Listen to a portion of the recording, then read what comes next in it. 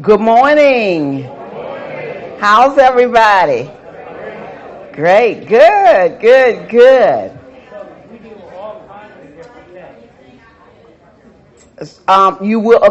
You will receive the PowerPoints, the total slides and PowerPoints completely after this is over. You will also receive that buyer's list that we told you that you will receive. Okay? So you need to make sure before you leave here. This is Stephanie. Stephanie, stand up, please. If you have not given your email address, then we won't be able to send it to you. You must make sure that we have your email, your name, your email address, and your phone number. And you want to write your email address clearly, okay? Because a lot of times they bounce back is because we can't read the handwriting.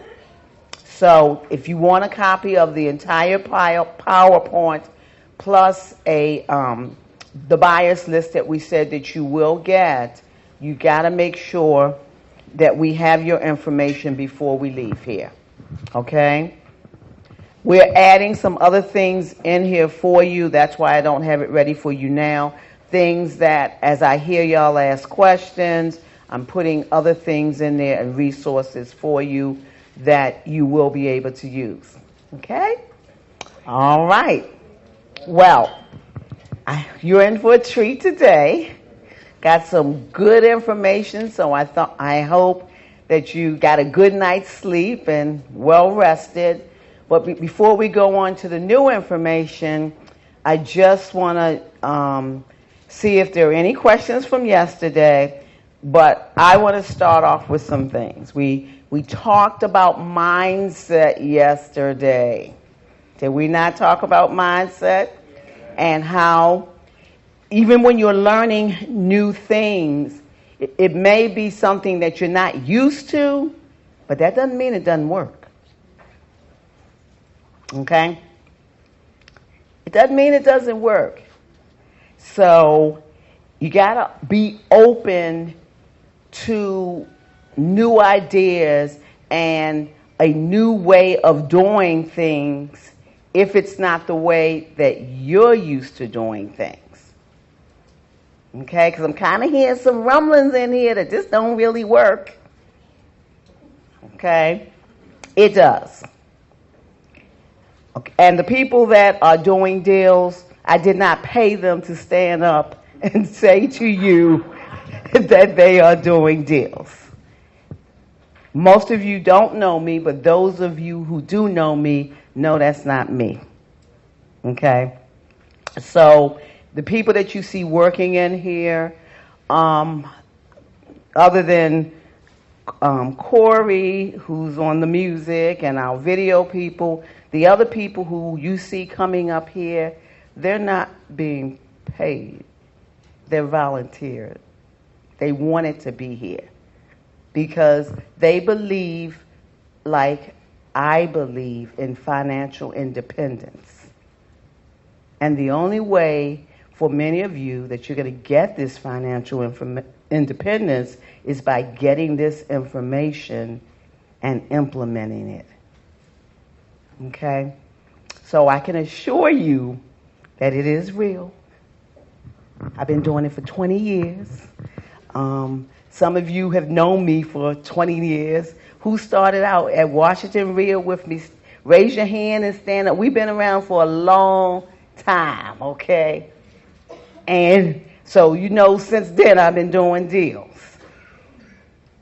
So I really do want you to think about changing your mindset, because I'm telling you, it will keep you from moving forward. And that's what we need to be doing, moving forward. Okay? All right. The other thing is, this masterclass is about you. It is not about the seller. And what I mean by that, or it's not about the homeowner, this is from an investor point of view and teaching you how to make money from an investor point of view. It was not meant to teach from a homeowner point of view, okay, in terms of what the homeowner needs to do if they're in pre-foreclosure. That's an entirely different class. So I want you to understand the purpose of you being here. It is about for you as the investor on the investor side to learn how to make money from pre-foreclosures and foreclosures. We do not take advantage of homeowners. I'm going to say it again. If that's the impression that you have, that we're going to cheat the homeowner out of their house or take advantage of homeowners, we don't do that. We don't do that. I will never teach you to do that. Homeowners in pre-foreclosures, before they're going to even work with you, they've already been talking to the bank, okay? The bank has already told them, or they've already tried to refinance that house to save their house. They've tried a loan modification that may have not worked. You are their last hope. That's who you are. Most homeowners, if they're going to be willing to short sale their house, they've already gone through other things if they want to save that house. So by the time they get to you, you're their last hope. They have two choices. Well, three. Give it back to the bank. Do a short sale. Or let it go to foreclosure. That's their choices by the time they get to you. Okay? So in terms of things that you can do with homeowners, as I said, a lot of people who work with homeowners with these short sales don't even try to get the homeowner any money out of that property. Every single homeowner that we work with, we try to get them something monetarily out of that property.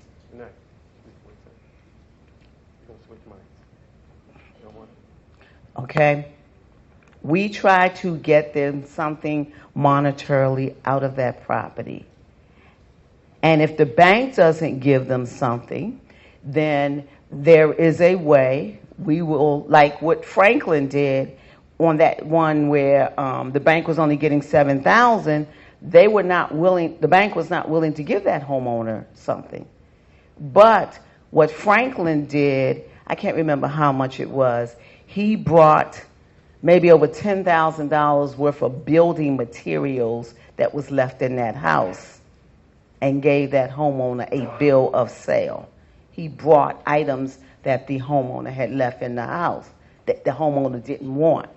And it's called a bill of sale. You can buy things from that homeowner, and that way that homeowner is getting money legally out of, the deal.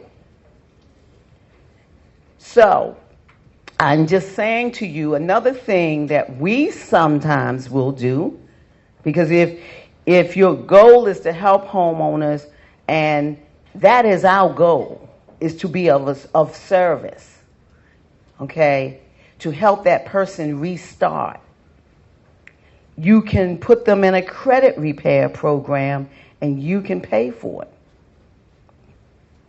That's one of the things that we do also. We put them in a credit repair program so that they can quickly, so as fast as possible, their credit can rebound and they can really start over again in terms of purchasing a house or doing some other things. Because every month you don't pay your mortgage, your credit score is going down. It takes a ding. Another thing, we help Stephanie, Deshawn, the agents in the office, they help them find a new place to live. So there, on the seller side, there's a lot you can do to help that seller. But by no means do you take advantage of a seller. No means. And if that's the impression that anyone has, that is the furthest from the truth, okay? All right, so these are my points that I wanted to, make clear. Any questions from yesterday that you may still have? Yes, ma'am.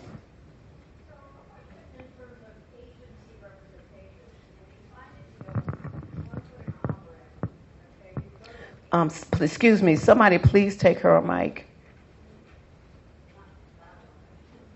Well, I want the whole class to hear it.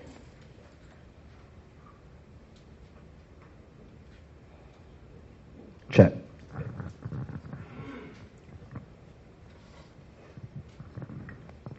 So if you're doing a mailing or you're talking to people on the phone and they do look like a good prospect and you see an opportunity to do a short sale and you go to an agent, isn't that agent going to be representing the seller? You're absolutely correct. Okay. Here's how the process works. If you're doing a mailing, that homeowner contacts you, you need to evaluate that house before you go to the agent, and you need to say to that agent, you want to purchase that house, but it is a short sale, so an agent needs to be involved. The agent does represent that homeowner. That goes back to what I said yesterday, that they're representing the homeowner, so you need to know what it is you want to offer for that property, okay? Because their responsibility is to that homeowner. Now, on that questionnaire, you were saying that you have to stop asking questions once you find out they're like 2 months behind. So what do you say to the people at that point? If it's owner occupied. Oh, okay. I finish asking the questions on my questionnaire, and if I find out they're 60 days behind, then I explain to them by law, it appears that you're in a short sale situation. There needs to be an agent involved. Okay. Do you mind if I refer you to a couple of agents? Okay, got it. Okay? Mm-hmm. And from that point, the agent takes over. Got it. You're out of it in terms of talking to that homeowner. Okay. But you still can buy it because that agent is then going to write the contract between you and the seller. Okay. And in fact, the agent is going to be the one that's going to get you in that property. Okay. Take you to see the property so that you can, look at it, evaluate it, and determine what your offer is going to be. The person beside you. It's right by the person beside you. So what's a reinstatement? Because I know you're saying that there were options that homeowners can do, like the loan modification, and you said a reinstatement. What exactly is that? If the homeowner is 10 months behind, they can pay those. Let's say they get a lump. Okay, tax season is coming up, tax returns. So let's say the homeowner's 10 months behind, and they say, I'm going to take my tax money and I'm going to just pay those 10 months. That's called a reinstatement. They catch up. They have to make arrangements with the bank to do that reinstatement and catch it up. Okay? But most people don't do that. They don't have that money to do that. Yes, ma'am.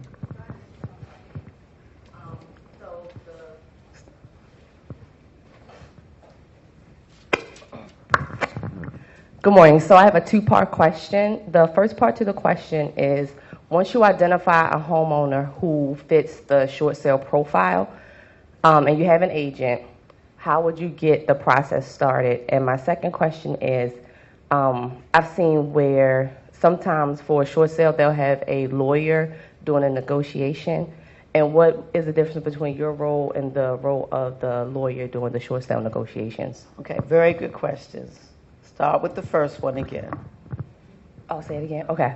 So the first part is, to get it started. So I can answer it. Yes. Okay, go so ahead. to get it started, you've identified someone who meets the criteria for a short sale, and you have an agent. How would you get the process started from there? Like, who at the bank would you reach out to begin the negotiation? Okay. What you would do is, wait a minute, she's not finished, Stephanie. Okay. What you would do is, you've talked to a homeowner. You've identified that it's a short sale. Okay. You are the buyer. Okay.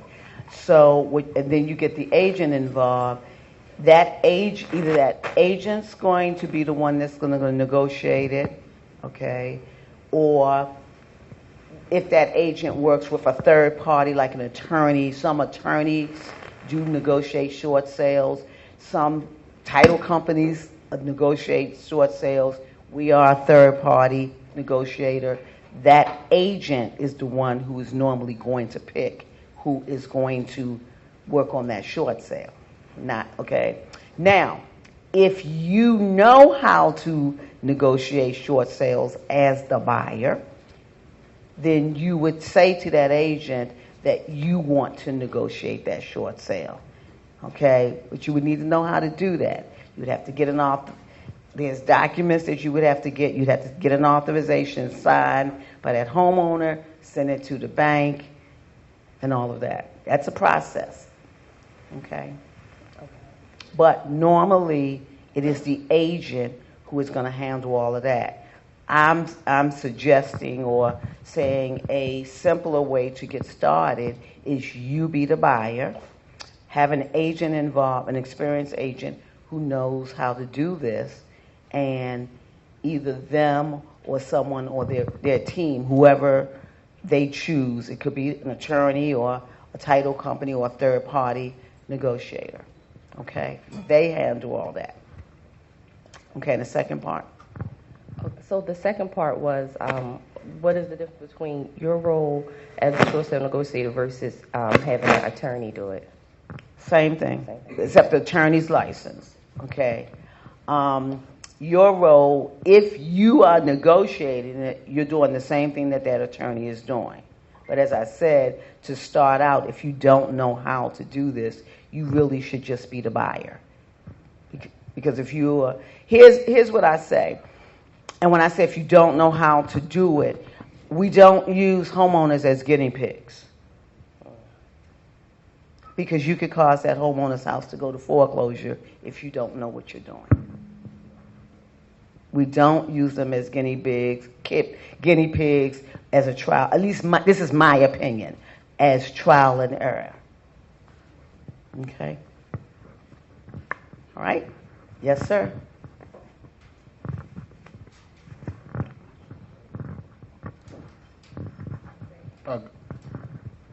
Good morning, everybody.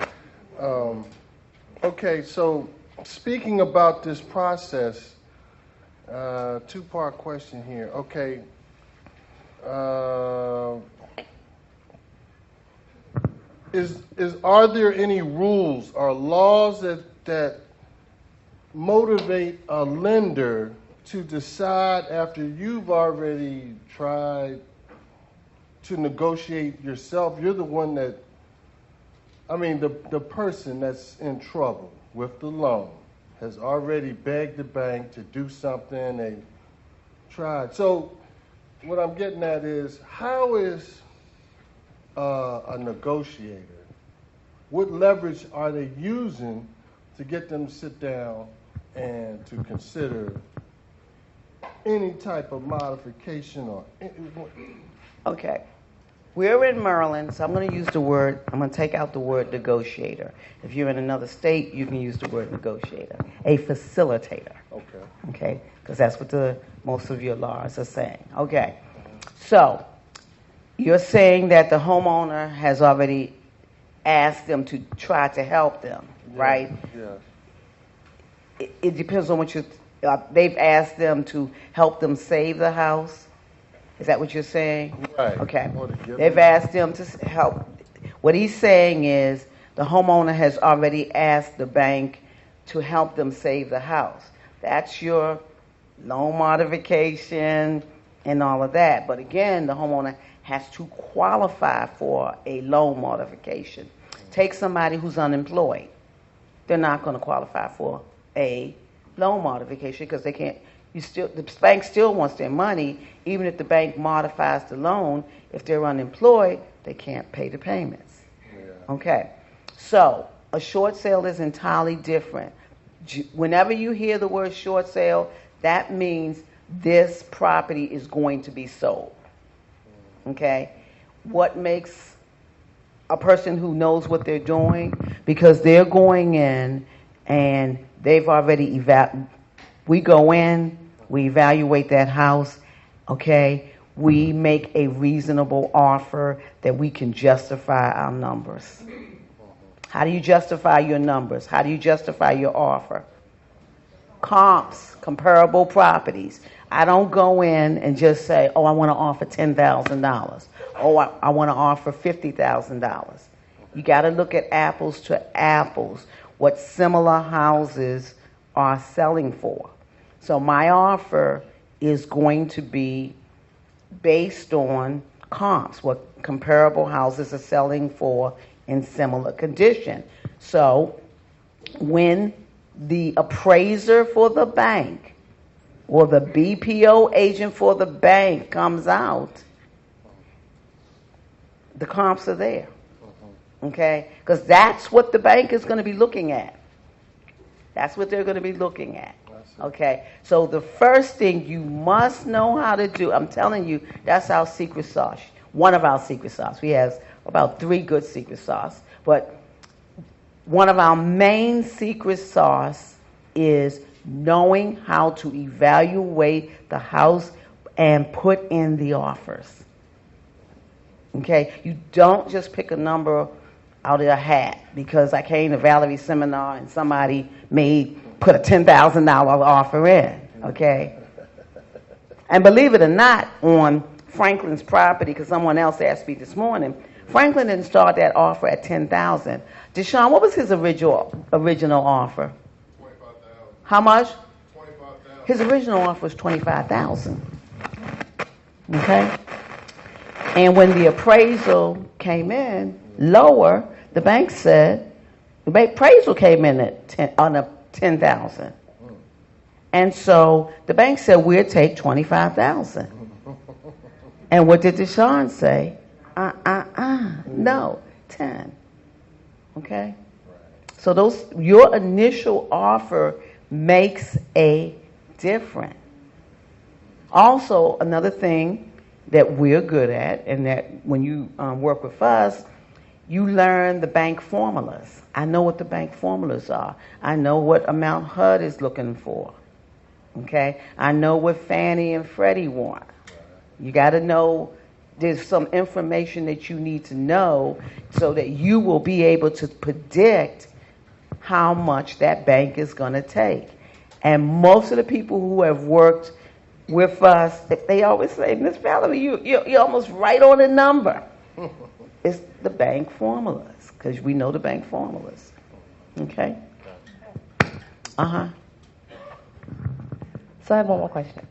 So I was reading something with deal structuring for short sales, and there was a situation whereby the house was going up for short sale, and they were using an attorney, and the seller didn't have the means to pay the attorney. So the buyer structured the deal. I think they were asking for, I think the numbers were $400,000. And then they asked for a $10K seller credit to pay the attorney. That's what they were using it for. I'm not going to be able to answer your question because we don't charge sellers anything up front. I was going to say. Right, we done bank, right. So I have that's why I said I'm not going to be able to answer. I don't have any idea what they did. Sellers should not be charged any money up front, okay? And now, maybe some attorneys that are negotiating, maybe they take probably a retainer fee from that seller. We don't do that. I would never, a person who's facing foreclosure and needs a short sale, I'm not referring them to a company that's going to take any money from that homeowner up front. But the money was to be paid at closing. That's how they structured it. The bank yeah, pays. that's how they structured it. The offer was the bank wanted $400K. The seller said, "I'll give you $390. No, I'll give you $400, but 10 of it is a credit to pay the attorney." You can't do it. I don't know what they did, and I don't really want to spend time talking about it. Okay, I don't know how they structured it. I'm just saying to you that, like our fee, it's paid at closing. There's nothing paid up front. It's on that HUD-1 settlement sheet. There's nothing under the table or anything like that. Okay, I can't speak to how someone else structures it. Whatever we're putting on that HUD-1 has to be approved by the bank. Okay, So is it on the buyer side of the HUD-1 or the seller side? so actually, it could be a little bit of both. Okay, in Franklin's case, it was on the buyer. On the buyer side. Okay. Again, that comes back to knowing how to work what the bank will accept and what they won't accept.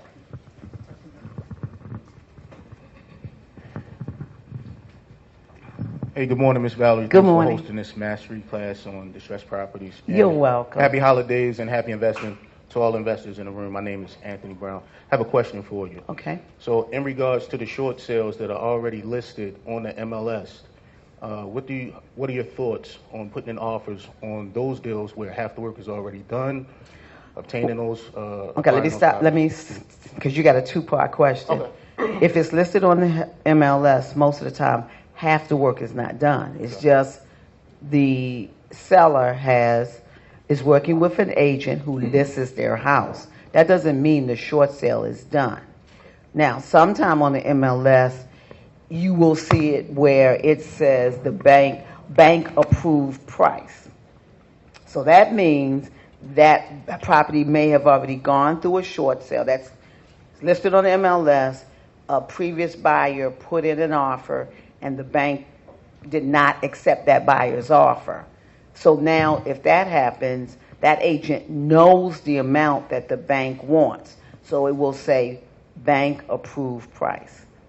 Now, in terms of those properties, if I see bank approved price, I want to know from the agent when was that BPO or appraisal done, because that BPO is going to sit on that house. BPO meaning broker's price opinion for 90 days. So if that BPO was just done and that bank has already approved it at that price, and if that price is not a price that I can work with, then there's nothing I can do with it. You understand what I'm saying? Understood. Okay. Now, if it has not gone through a short sale process with a previous buyer and the agent has just listed it, oh, absolutely.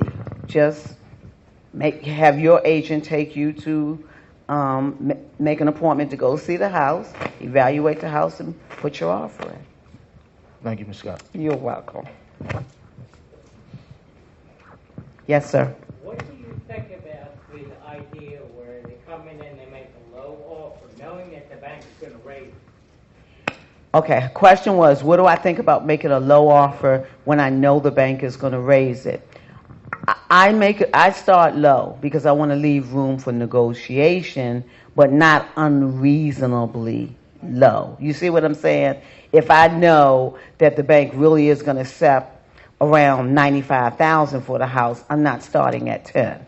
Okay? If I know they're going to take 95, I may start around 75. Okay? Because remember, this is a process and comps change, and it really has to do with what those comps are when that appraiser or that BPO come out. So I need to leave some room for negotiation. I am not going to start at my top offer. Okay? Okay, go ahead. Not that I care, but what happens with the balance from when the bank cuts like $85,000 from? Okay. Yeah, yesterday you were saying that the bank took like 7,000 and they forgave a whole lot of the money, and I was wondering what happened with that balance once the bank forgives that money. The bank just takes a loss or write it off. It's a write-off for the bank. The bank is insured, okay, so it's a write-off for them. The question was, what happens with the amount that the bank actually writes off? They waive that deficiency balance. Do everybody know what I'm talking about? Okay. What happens to that? The bank writes it off. Okay. Yes, ma'am.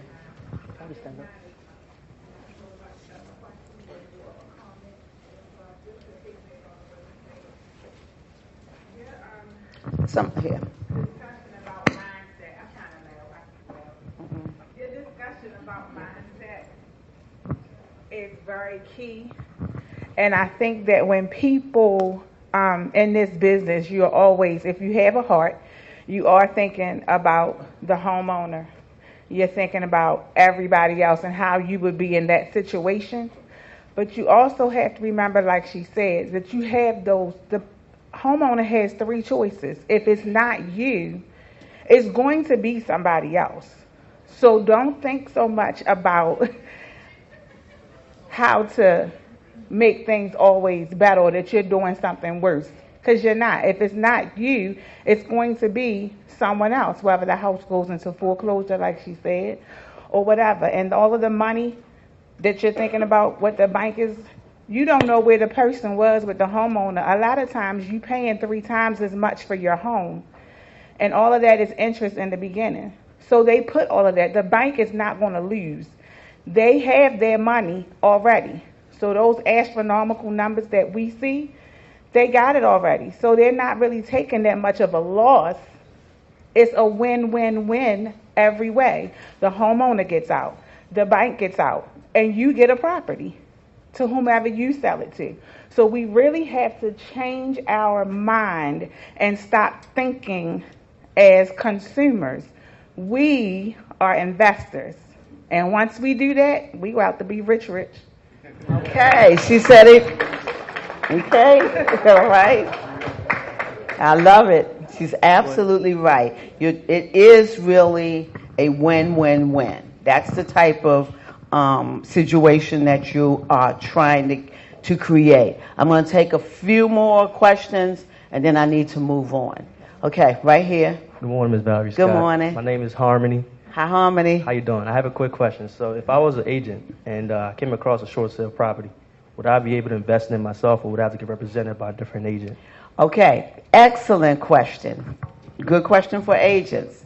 All right, if you are an agent, you should not be representing that seller because it's a conflict of interest. Let's think about it. Who are you looking out for? You or that seller? No, really, answer me. Who are you looking for?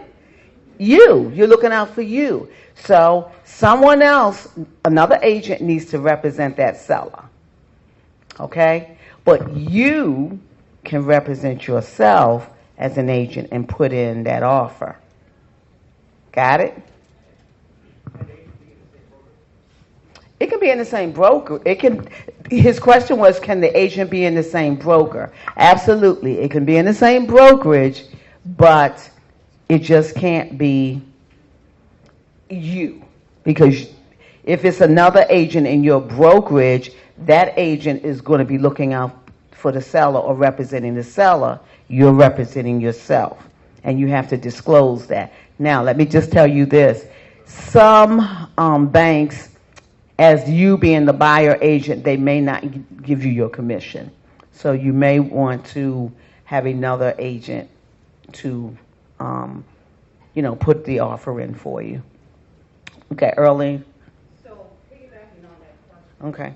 If you're the agent, can you represent your LLC in that situation? If you're the agent, you can represent your LLC, but you cannot represent the seller. The main thing is you cannot represent the seller.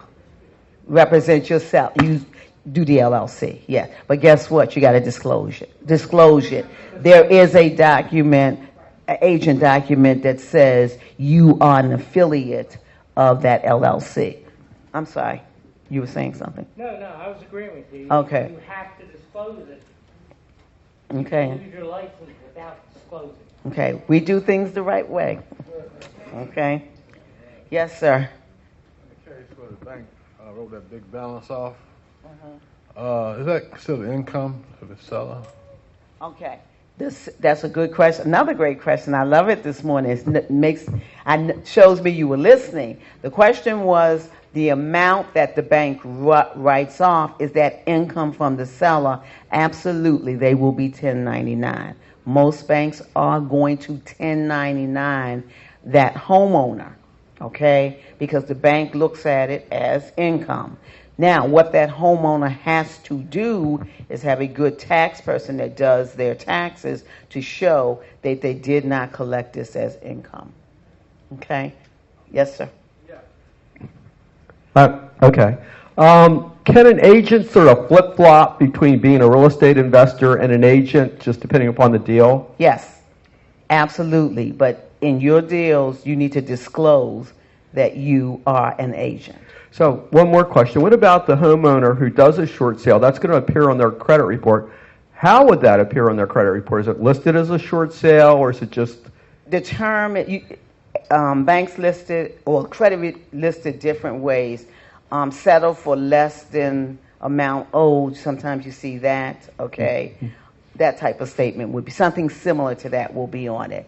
But I'm telling you, they recover a lot quicker than letting it go to foreclosure. Okay, one more. I'm coming back here. I'll take it. Stephanie, give it to me, please.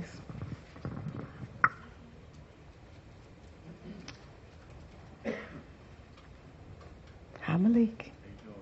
Good morning. Good morning. So how would you facilitate a deal if the motivated? How would you facilitate a deal if the motivated seller lives in another state? Okay. Same way. Doesn't matter where that homeowner lives. Process is the same. We do short sales all over the U.S. from sitting at my desk, right, Malik, in New Jersey, okay? It's the process is the same, okay?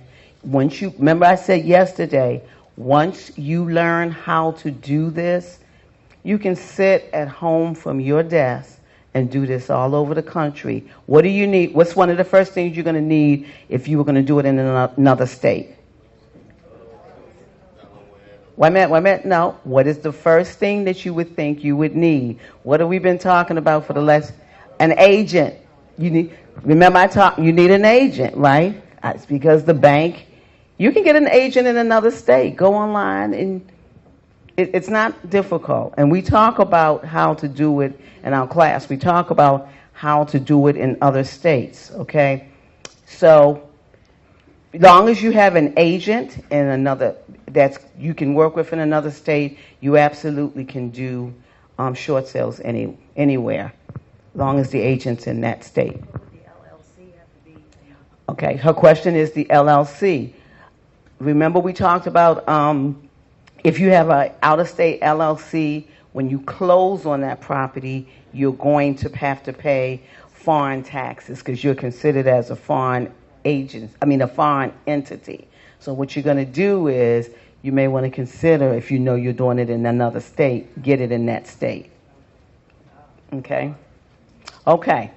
I'm walking back up, but as I'm walking up, I'll take questions because I got to move on. Yes, ma'am. When looking for an agent, do you simply disclose that you're looking for short sale properties so they can target them? Of course, if I'm first of all, if I'm looking for an agent, I'm going to look for an experienced agent. Okay, they must have experience. And the second thing is, I'm going to tell them, can you send me a list of short sale properties? Yes, ma'am. So I know that you said about bank formulas. How would you learn the bank formulas? Oh, of course, you can't call. The question is, how do you learn the bank formulas?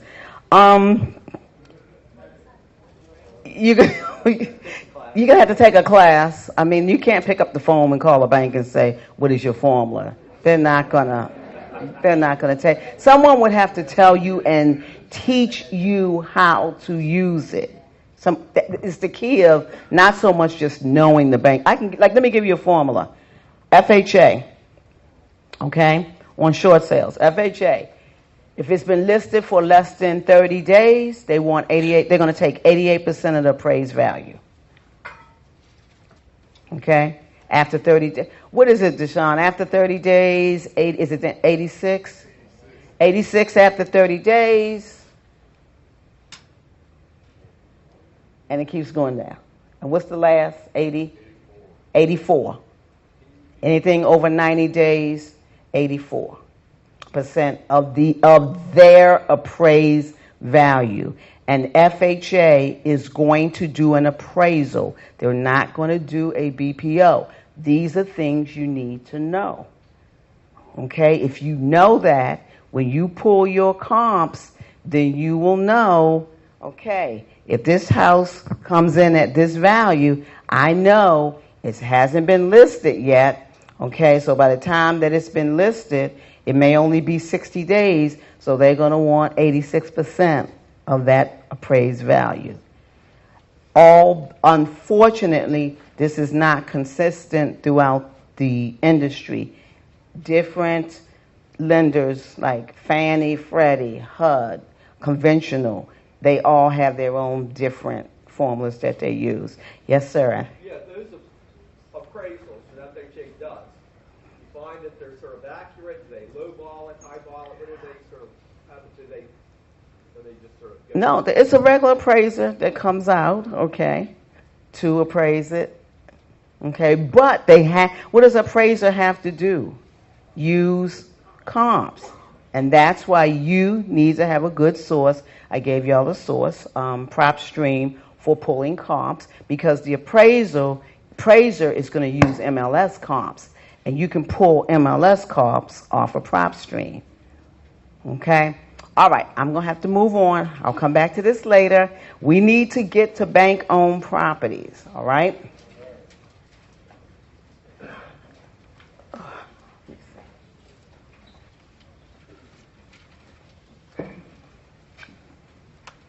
What am I looking for? Where is it?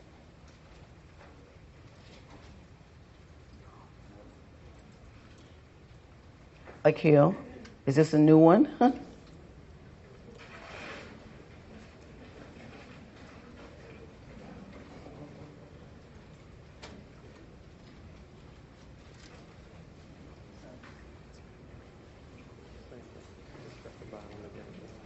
Okay, and then, okay.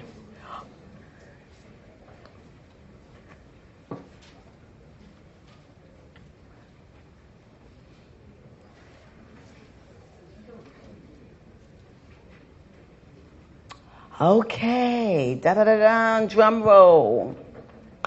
We are going to do bank-owned properties. Okay, we're going to start it, then we're going to take a little break, and then, okay. And this is going to be really fun. You know why? Because you don't have to talk to no homeowners. Okay? Everybody doesn't want to talk to homeowners. Okay? So this is going to be good. Okay. Oh, I'm sorry. Before we do that, we need to talk about buyers. Yesterday, we talked about properties, getting properties. You got to have a buyer for your property, right? Right? Okay, if you're going to do an LLC assignment, you need a buyer.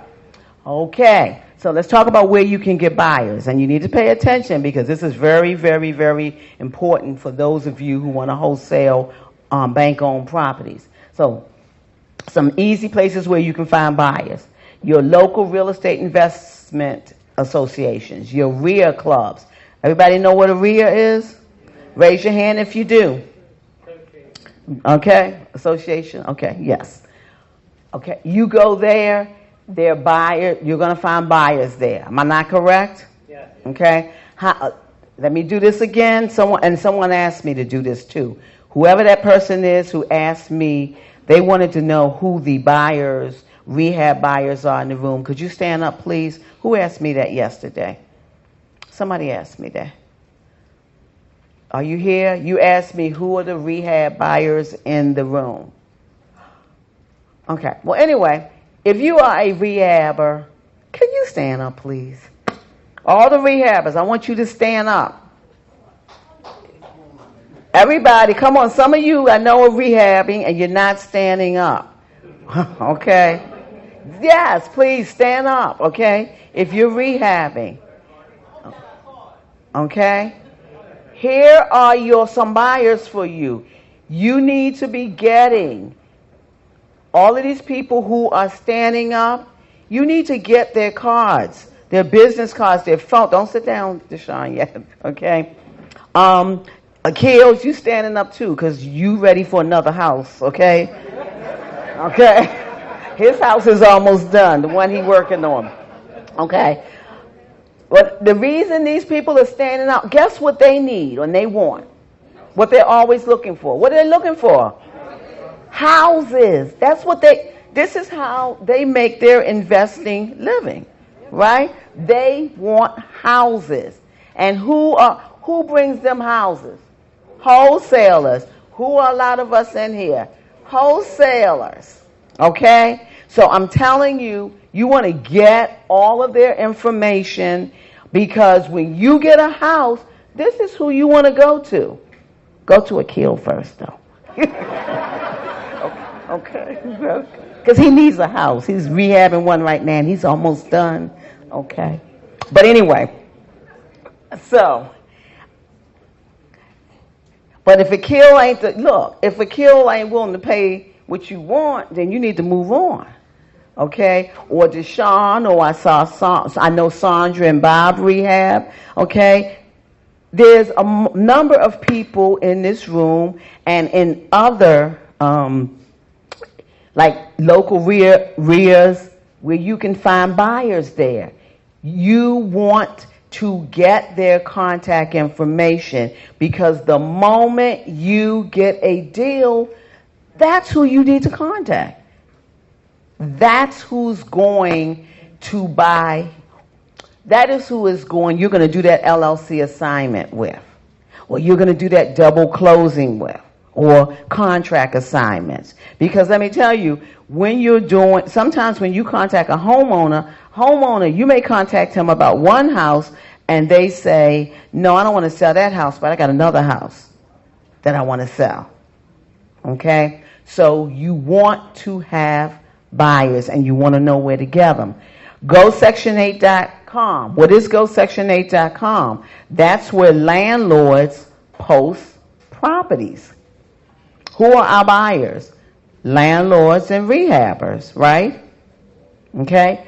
Become familiar with GoSection8.com. What you do is wherever the property is that you are looking to wholesale, go to GoSection8.com. Okay? See who has properties, what landlords have properties that they're trying to rent in that area. And guess what? That landlord's phone number is right there, right?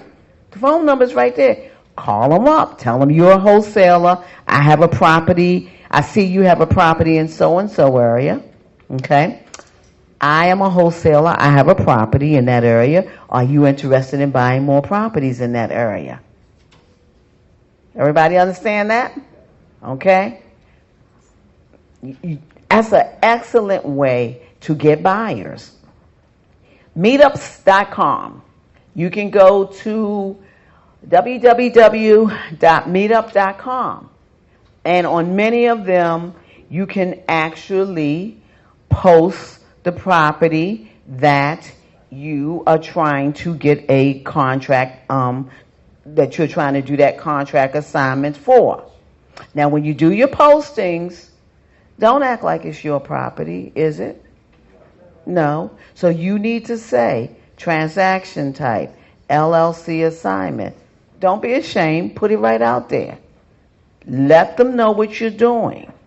Okay? Or if it's going to be an assignment, contract assignment. Rehabbers, people who are looking for property, they don't care. Okay? Those that work with and wholesalers, they don't care, and they know these different strategies. But what I don't want you doing is putting it out there acting like you own that house. Remember, you are not a real estate agent, so you can't advertise anybody's house. What you're advertising is your contract, right? Because you're looking to assign that contract or to do that LLC assignment. So I want you maybe on a break or lunch break, go on the meetups. Okay, you go to the meetup and then you put in real estate, okay, real estate groups, and then a number of those will come up. And look at the type of ads that people have on there, and you'll see where it'll say contract for sale, that type of thing, okay? All right, so that's another good place. Now, some of them you have to get permission from the head of that meetup to join or to put an ad, okay, or a posting. But some of them you don't. Am I correct, Akil? Okay, he's the one that handles that in our office. Bandit Signs. Koi? Yeah, quick question. In regards to the LLC assignment, right, and with your marketing, the LLC assignment, with the new rule with Bright, with the pocket listing rule, are you familiar? Yes. So with the new rule where you're not allowed to promote on any other websites or you get fined. With that being said, by saying the LLC assignment first and you're marketing an LLC assignment, will that protect you against that, or would you still have to? Okay, so you're talking about Bright, which is the MLS, and marketing on the MLS, correct? Right. Okay. These people aren't marketing on the MLS. Okay. He is saying you cannot. I'm not an agent, so I don't know all of the Bright rules. Okay? Brand new rule and it sucks. Okay. I don't know, but the majority of people in here aren't agents, so they're not going to be marketing on Bright. I'm sorry, go ahead. What did you say? Stephanie or somebody take her a mic, please. Where are the mics? Carson's coming. By the way, Carson, the young man, okay, he is our, that's my nephew, that's Stephanie's son. Let's give Carson a hand, okay? He does photography and video stuff, so yeah. Thank you, Val. So my name is Marlene Jordan. I'm a licensed agent, wholesaler, rehabber, cash buyer, everything like that. And Corey, I did have that question, so I asked another agent, and that would only apply if you're the listing agent on that property. So again, somebody had asked if you can toggle between being an agent and an investor, and yes, you can. But if in that particular deal you're not the listing agent, then that new Bright rule wouldn't apply. Thank you. Okay. All right. So, Bandit Signs. If you have a property, you can post Bandit Signs. Everybody know what a Bandit Sign is? Okay. You can post Bandit Signs in the facility of the property. Real estate agents. You can contact real estate agents and see if they have buyers. Let them know that you will pay. Okay, it's a couple of ways to do it when you're dealing with real estate agents. A lot of buyers will pay the real estate agent the fee, okay? Will pay the real estate agent's fee, okay, if they want your property. Or you can pay, depending on how much you have in the deal, you can pay the real estate agent their fee if they bring you a buyer. And that's always going to be negotiable. It's not going to be 6%. And if an agent brings me a buyer, I will probably pay them 2.5% to 3%. Okay? So that's another way. Craigslist, you can put it out on Craigslist. But I'm going to tell you, our number the way that we get them the most, we're putting the ads on the meetups. We're doing the go section8.com. Deshaun, what else are you doing?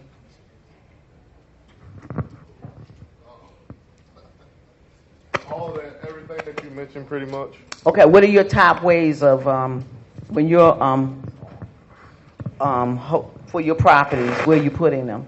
Honestly, just put them in the groups on Facebook, the real investor groups on Facebook. I forgot about that. Yeah, social media, the investor groups on Facebook.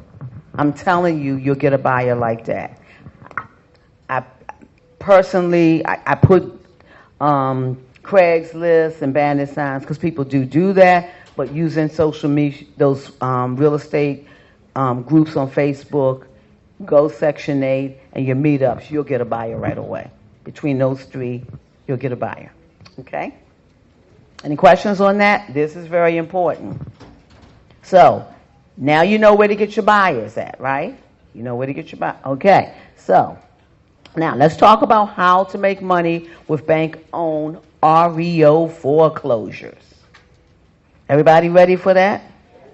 Okay. You want to take your break first, or can we keep going? All right. Okay. Let's go back to our little diagram here. Yesterday we did pre-foreclosures, right? We were on the green side.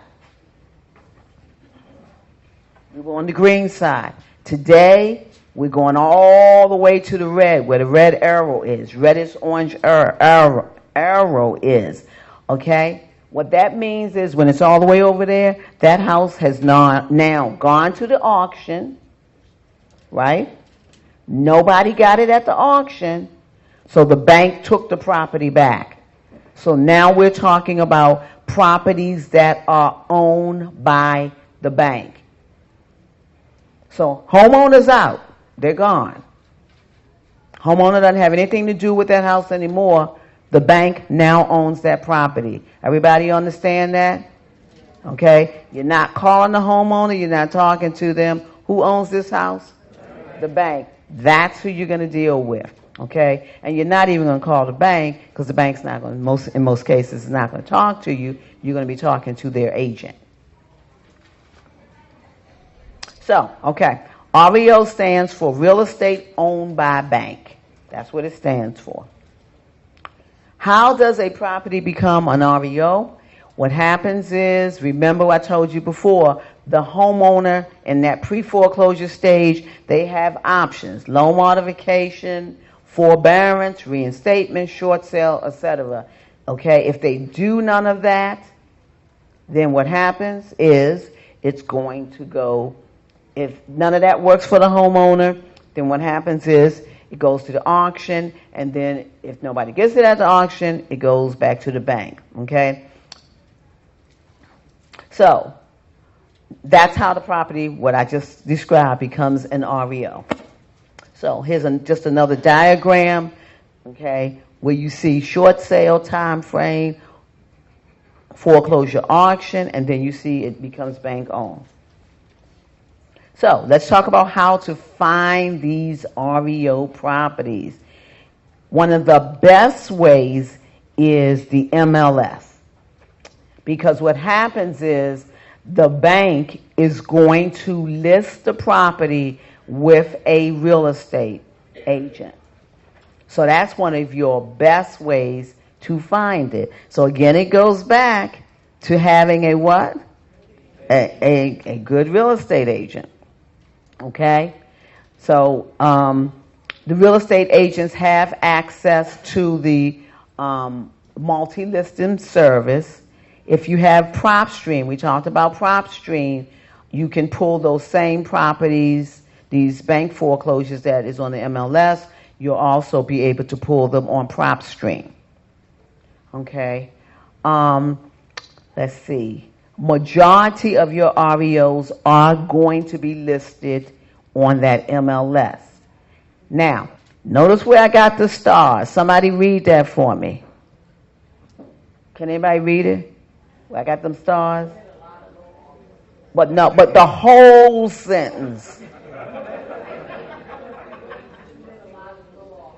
Okay, well, let me give it to this lady right here. Okay.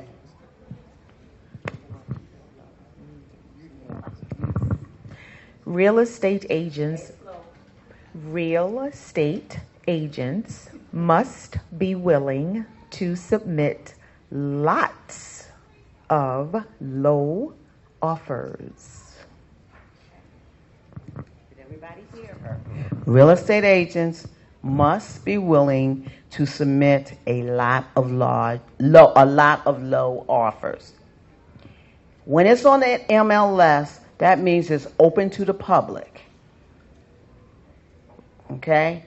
Anybody can see those properties, whereas on the other side, when you're dealing with the short sales, a lot of those short sales aren't even listed.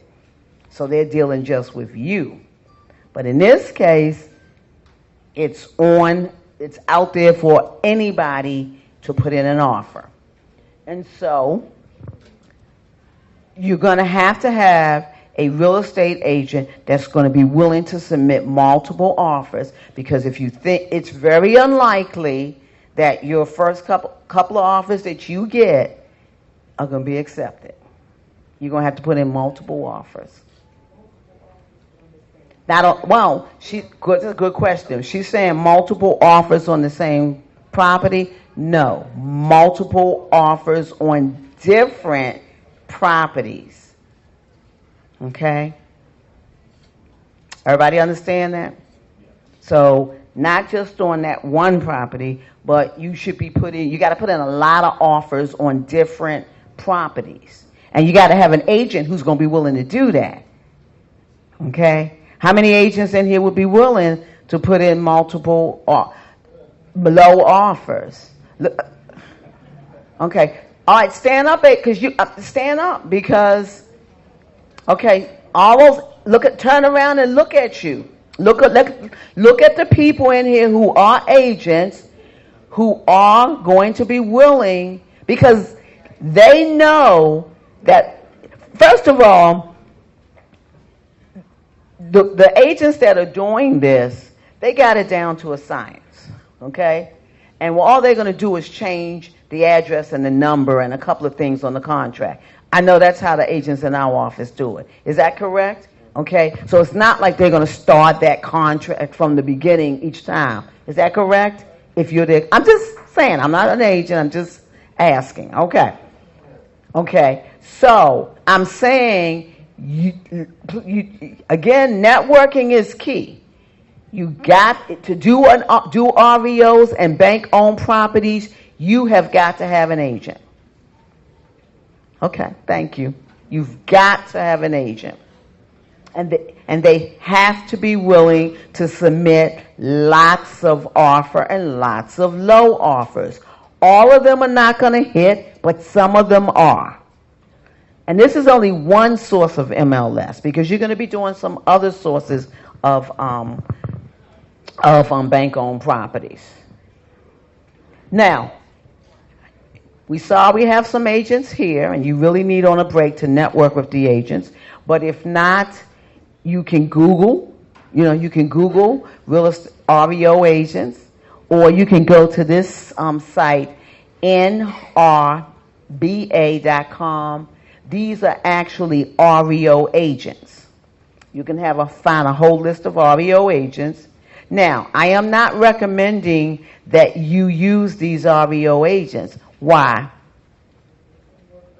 They work for the bank. They're not working for you.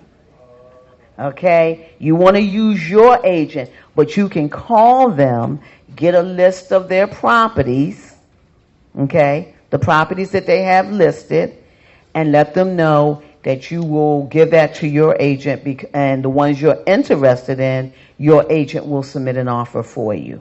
Okay? You want your own agent, not the agent necessarily that works for the bank, I'm telling you. Okay? Any questions on that? Oh, over here. Yes. Do you submit more offers like as time goes on? Like, what I've heard, within the first 30 days, you're not going to get a good offer.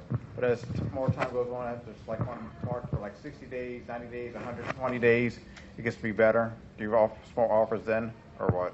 Okay. It depends on the type of property. Okay.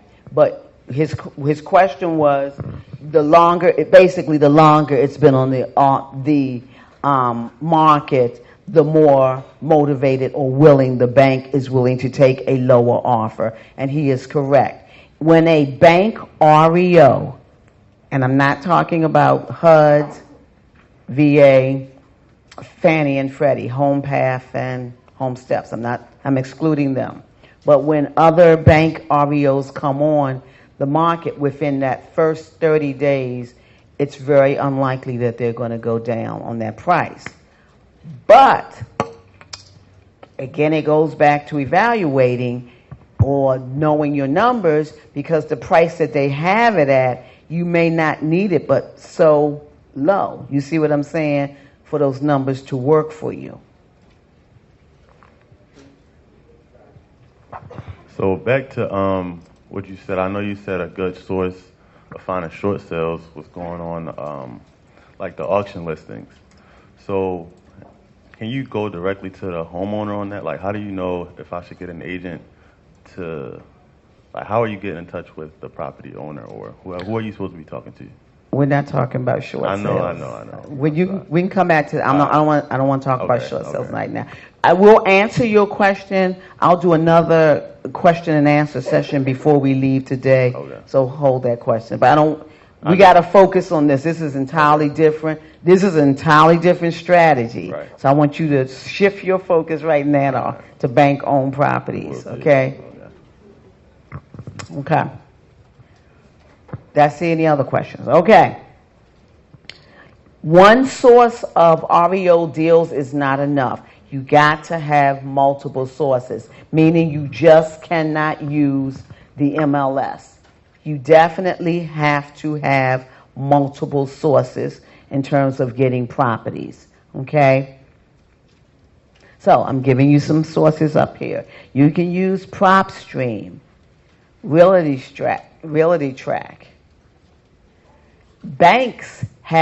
Some of the banks have their own websites where they list their REO properties.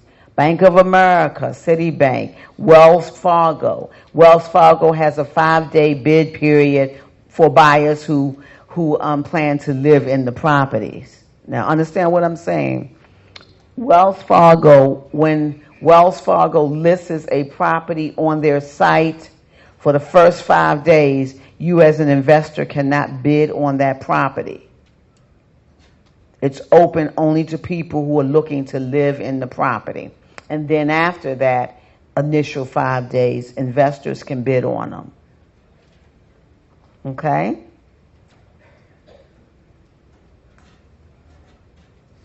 All right. Use some of these other sources.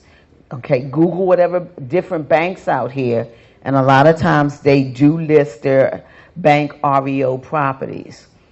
Okay, sometimes those property listings may not be as up to date as the MLS, but they still are a good source. All right, more sources of finding REOs. Let's talk about Fannie Mae and Freddie Mac. Okay, they buy mortgages from lenders, and then what they do is when they do that, or they back mortgages from lenders, they have to liquidate those properties. They got to get rid of them. They don't want to hold on to those properties. So Fannie Mae's site is HomePath, homepath.com. How many familiar with HomePath? How many? Okay, good. How many people have bought properties off of HomePath? I can't see. Raise them. Okay, great. A few. All right. More of you need to start using these sites. Okay, for the first 20 days with HomePath, when the property is first put on that HomePath site, their offer to homeowners who want to live in that property. That property is going to be their primary residence. So for the first 20 days, when that property is listed on HomePath, you as an investor cannot put in an offer. But then after those initial 20 days, you will be able to submit an offer on those properties. Okay? And there are a lot of those properties available because let's think about it. A buyer out here who is going to make that home their primary resident, what type of properties are they looking for?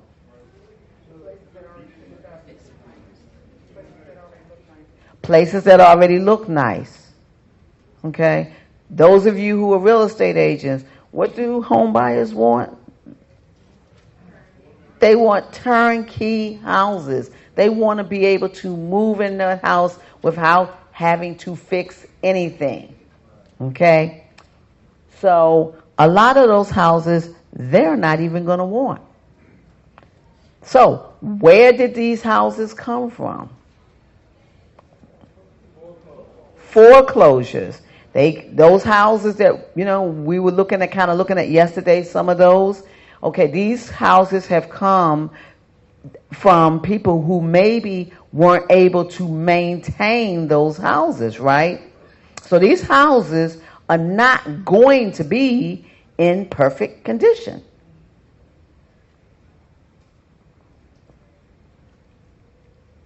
Okay, Freddie Mac, same thing. First 20 days, you as an investor cannot put in an offer. Their site is www.homesteps.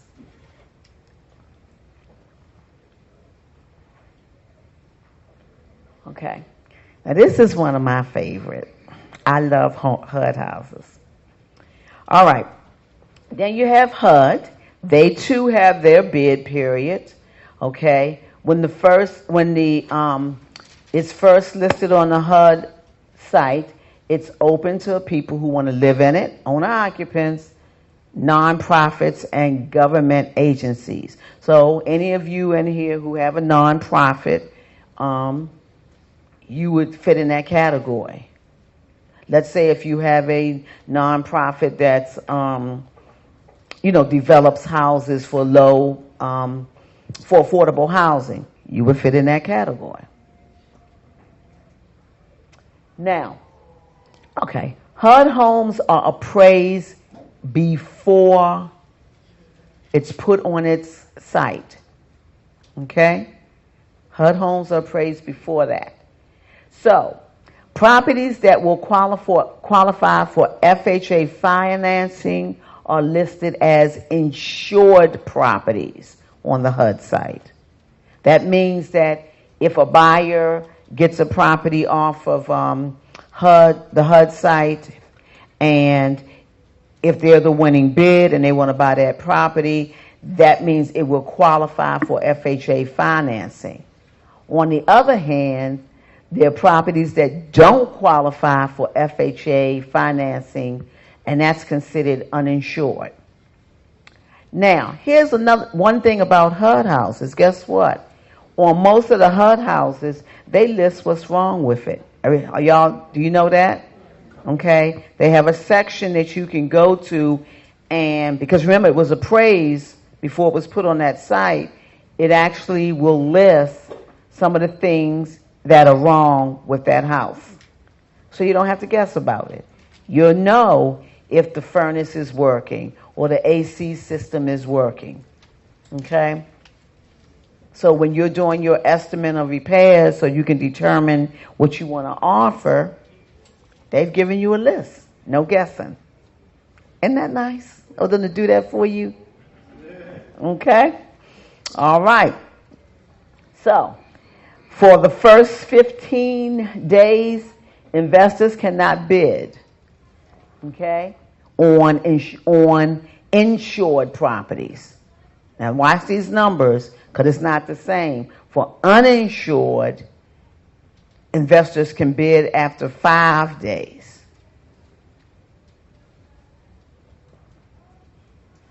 Okay, if they're insured, as an investor, you can't bid for the first 15 days. If it's uninsured, you cannot bid for the first 5 days. Okay. Earnest money deposits. With all REO properties, you are going to have to put up earnest money deposits. All of them. Okay? There's going to be no getting around that. Because that's going to be a bank requirement. Whereas on short sales, the bank isn't requiring that you put up an earnest money deposit. So that's a difference. You do have to have proof of funds for short sales, but the bank does not require you put up an earnest money deposit. For REO properties, these bank REOs, you do have to put up an earnest money deposit. Now, with HUD, they've sort of have, I think they're reasonable. If your offer is accepted, if your offer is $50,000 or under, your earnest money deposit is going to be $500. If it's over $50,000, it's going to be 1% of whatever your offer is. And it's the EMD is never more than $2,000.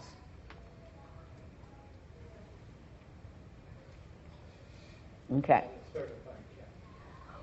And it has to be a certified check, and it has to be to HUD with it. Is it, Deshaun, 24 or 48 hours after it's accepted?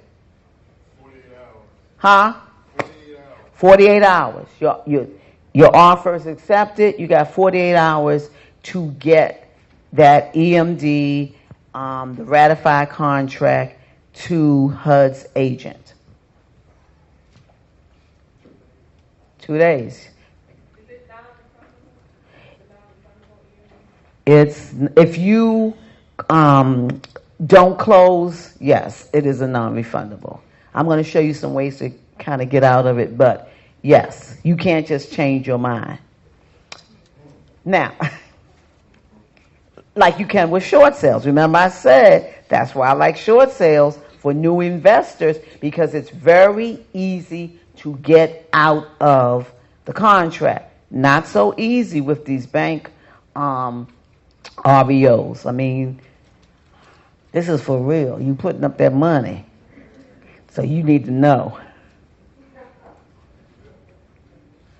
Okay, I'm going to give you an example of one. This was a HUD property.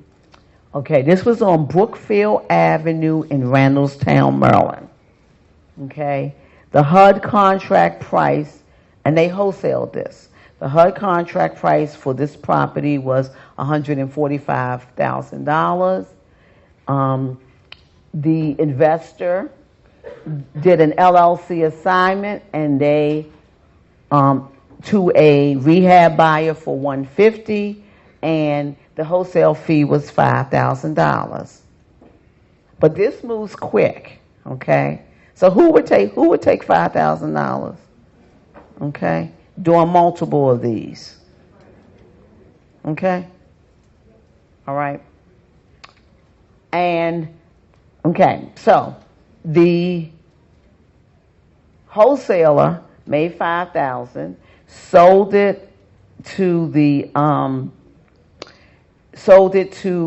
their end buyer using the LLC assignment, and that person did the BRRRR method. Remember I talked about that? Okay, they fixed it up, they rehabbed it, they rented, and they refinanced it. They kept it. Okay. Now these are going to move quickly. This moves a lot quicker than your short sales. So you can sit at your computer and look at these properties and send them those addresses to your agent and get them to put their offer in. Isn't that wonderful? Okay. All right, let's talk about some tips for REO investing. If you're hanging with me, I'm almost finished, okay? Tips for REO investing. You got to make lots of offers. If you're not making offers, you're going to be one person who says, this doesn't work. It's not going to work for you if you're not making lots of offers. And sometimes, let's go back to HUD real quick. With HUD, this is real important, the credibility factor with HUD. Guess who's picking the offer? Computer. They're not looking at your credit. No credibility factor is involved. They're taking the highest net amount to them. Computers putting in. This is why I love HUD. Also, when you put in HUD offers, if you put in a HUD offer on Monday by 12 noon, the next day you have your answer whether it was accepted or not. Okay? Okay? You can go on the HUD site and see if your offer was accepted. If it wasn't accepted and if it's still there, have your agent put in another offer. Or you can put the same offer back in. Okay? You could, as long as it's still available. Yes, sir. Don't agents get tired at some point of all these doggone offers? Talk to the agents in here. Agents, do you get tired of all these doggone offers? Here's no up front. How about other agents? Are you tired of all? This is how they make their living. Okay? Do you get tired of going to work every day? But you got to do it. If that's but that's the key I'm making is, you may be tired of going to work every day, right? But you got to do it if you want that paycheck. And if you are an agent and this is what you've chosen to do, then that's how you make your living. Well, one of the ways you make your living, okay, is to put offers in. If you're not putting offers in, then your brokers is going to be raising their eyebrows at you, okay, because agents work for brokers unless they're the broker themselves, and some brokers want you to be doing deals. Or you're paying, to be an agent, they have dues they have to pay, am I correct? There's dues, you got to keep up your licensing, and there's things that agent has to continue to do. So yes, this is what they do. They put in these offers so that they can make money too. Okay. Well, it depends. If they're getting the full commission, they're getting 6%. Okay. Now, HUD, I'm not an agent. Deshaun. I know I'm calling Deshaun. Please come up here and sit. I need you this morning. Okay. This is Deshaun, okay? I'm going to tell you a story about Deshaun later, but this is Deshaun, okay? And this is one of the agents that, we work with. And he's an investor. He is phenomenal. I'm telling you. The things that he's doing is really phenomenal. So, okay. But I need you up here. Thank you, Deshaun. I appreciate you. Okay. So, on HUD, I know it's not the whole 6%. What is the fee? What is the fee that HUD charges? It's not the whole 6%, right? What does the agent get? Anybody? Do you remember? So I think it's deal specific. Okay. You put it in. You put it in, but I know it's not the whole 6%. So on all the deals that I've done has been 2.5%. Okay, 2.5%. Okay.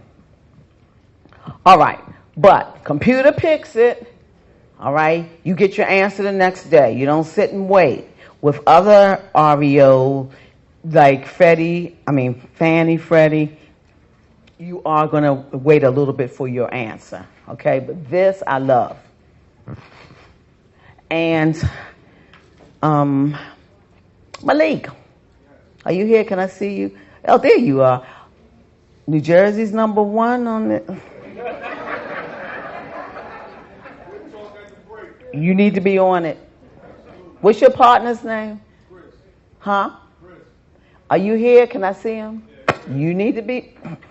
If Malik's not, you need to get on this, okay? All right. So, I'm telling you, this is a great way to get houses. Okay, so let's get back to that. Okay, got to make lots of offers. You just have to have your agent keep putting in offers for you on multiple properties. Now, you want to use a financing contingency, especially when you're new, because this is a way of you getting out of this property. Am I right, agents? With the financing contingency. What does that mean? If you can't get financing for that property within a certain period of time, because the financing contingency is going to have a certain period, right? Am I correct? Remember, I'm not an agent, so I depend on them for this. Deshaun, it has a certain period of time for you to, that financing contingent. So if it's, let's say if it's 21 days, okay, after your offer is accepted, right? Now hear me what I'm saying. You got an offer accepted with HUD, right? And let's say you have a 21-day financing contingency. What are you doing during that 21 days? Finding a buyer. You're not really looking for financing. If your intention is to wholesale, you are finding a buyer. But with REOs, that's why I did buyers first this morning, because you should be building your buyers list. If you're going to do REOs, these move quickly, quicker than doing short sales and some other types of properties. So you need to have a certain group of buyers ready. And let me tell you what I mean by that. In terms of doing this, here's what I do with buyers, or here's what I recommend my students do. Some can a rehabber stand up for somebody who's a rehabber? Thank you. Okay. I can't see your name again.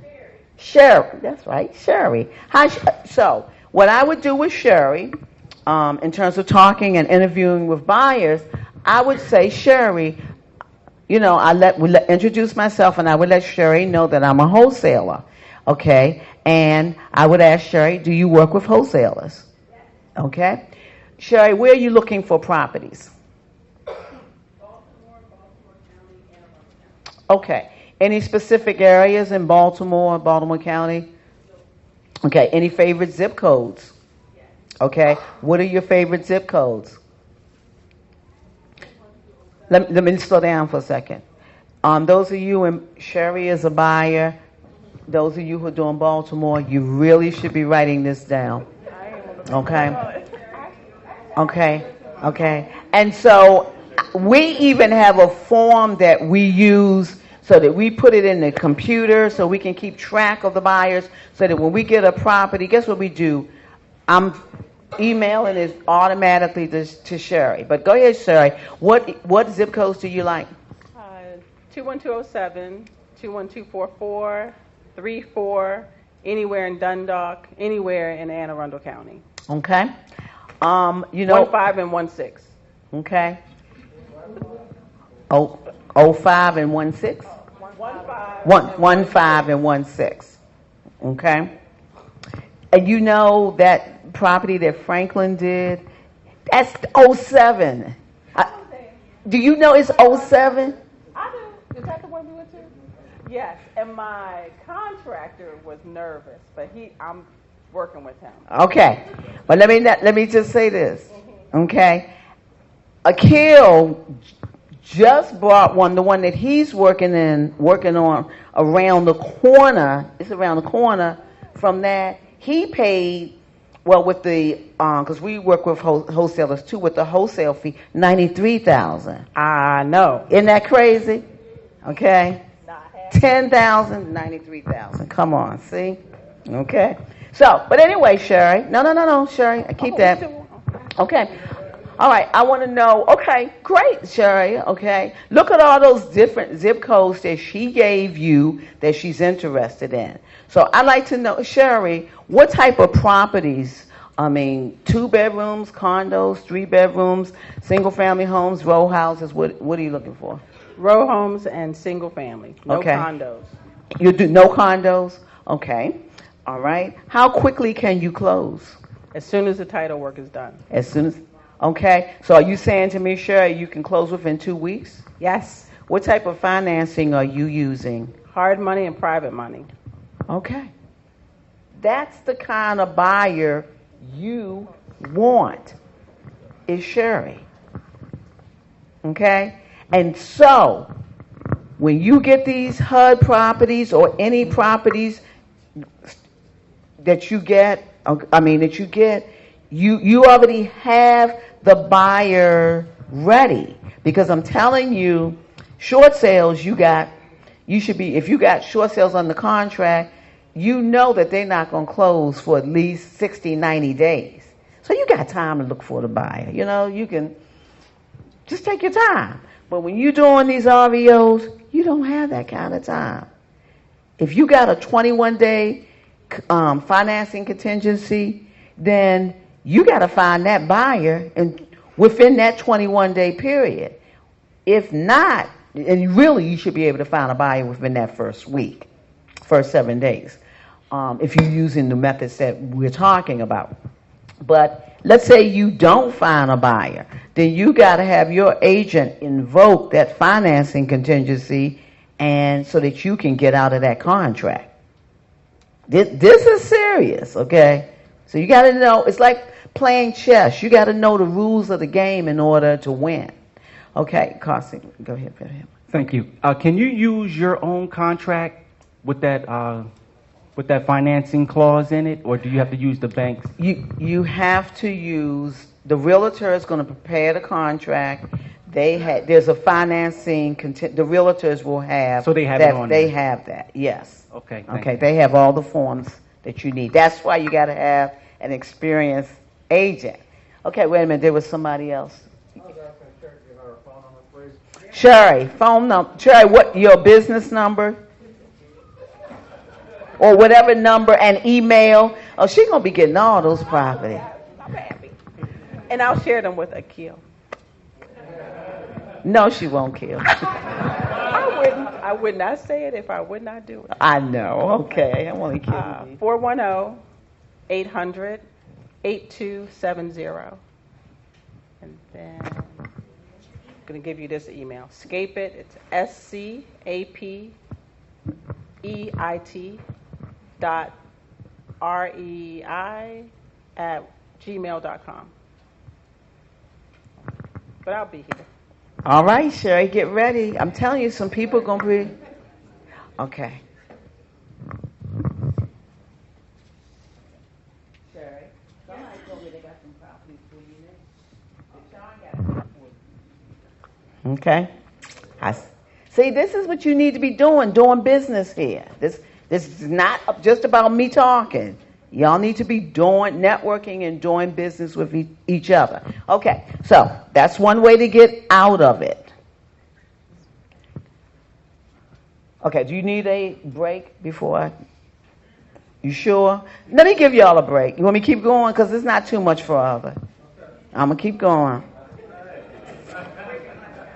Okay. All right. So we talked about the financing contingency. Okay. Okay, that financing there, it keeps you from losing your earnest money deposit. So those are my 2 tips. I was working on this late last night, so forgive me, I wrote it twice. Okay.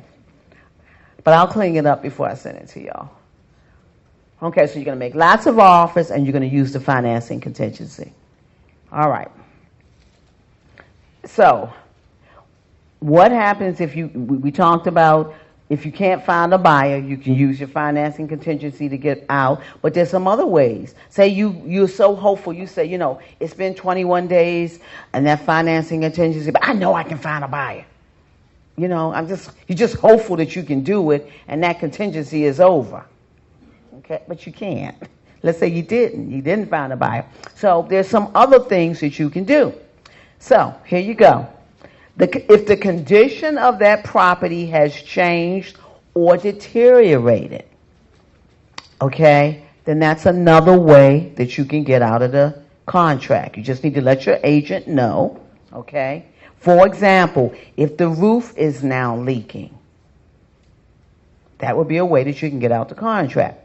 If it has mold, Okay, a lot of times, sometimes you will go to a house, let's say the basement is wet, right? Let's say it's in the summertime, the basement is wet. So what happens with a wet basement? It smells, and what grows? Okay, so when you go back, it may be some mold growing, and it was not mold there when you went to look at that property. But now the property has mold. That is a way that you can get out of the contract. House was vandalized. Septic system has backed up.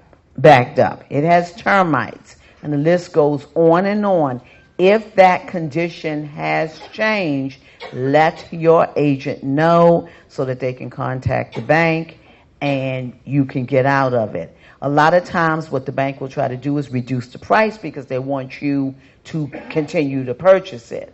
But you can say no, because remember, if you're wholesaling, you want to get out of it.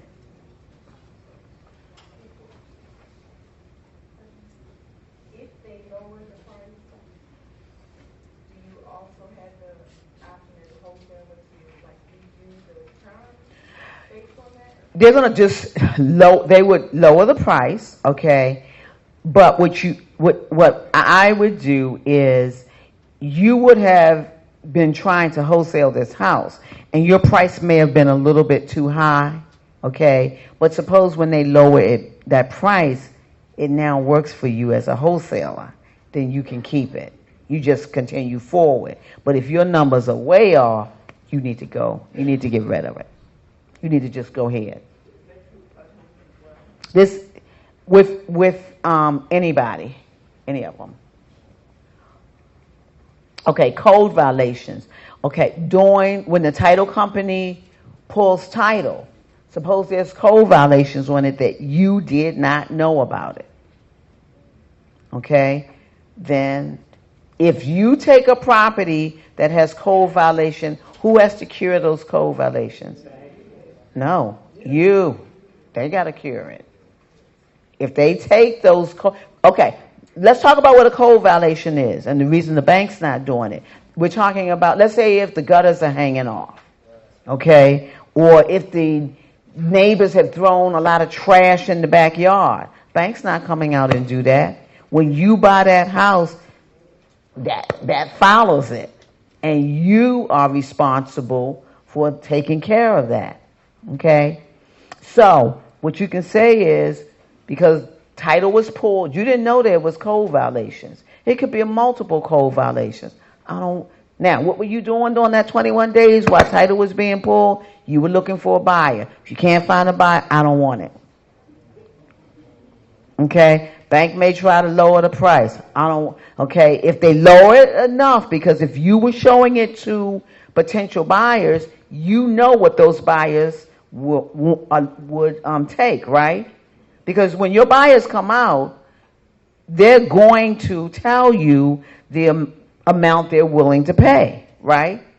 Okay. Well, your number may be too high because you didn't go through Miss Valerie's course, and so you don't know how to evaluate, and so you spinning your wheels doing that. Okay. All right.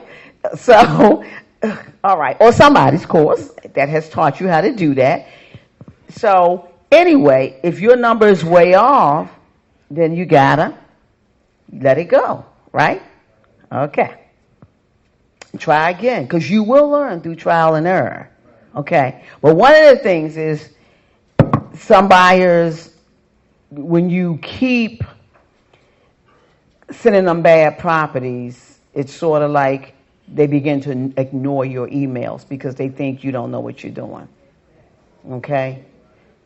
You know what I'm saying? Because if Sherry's buying in 21207, Sherry, and she's doing, if that's an area she's interested in, she knows approximately how much properties that need work.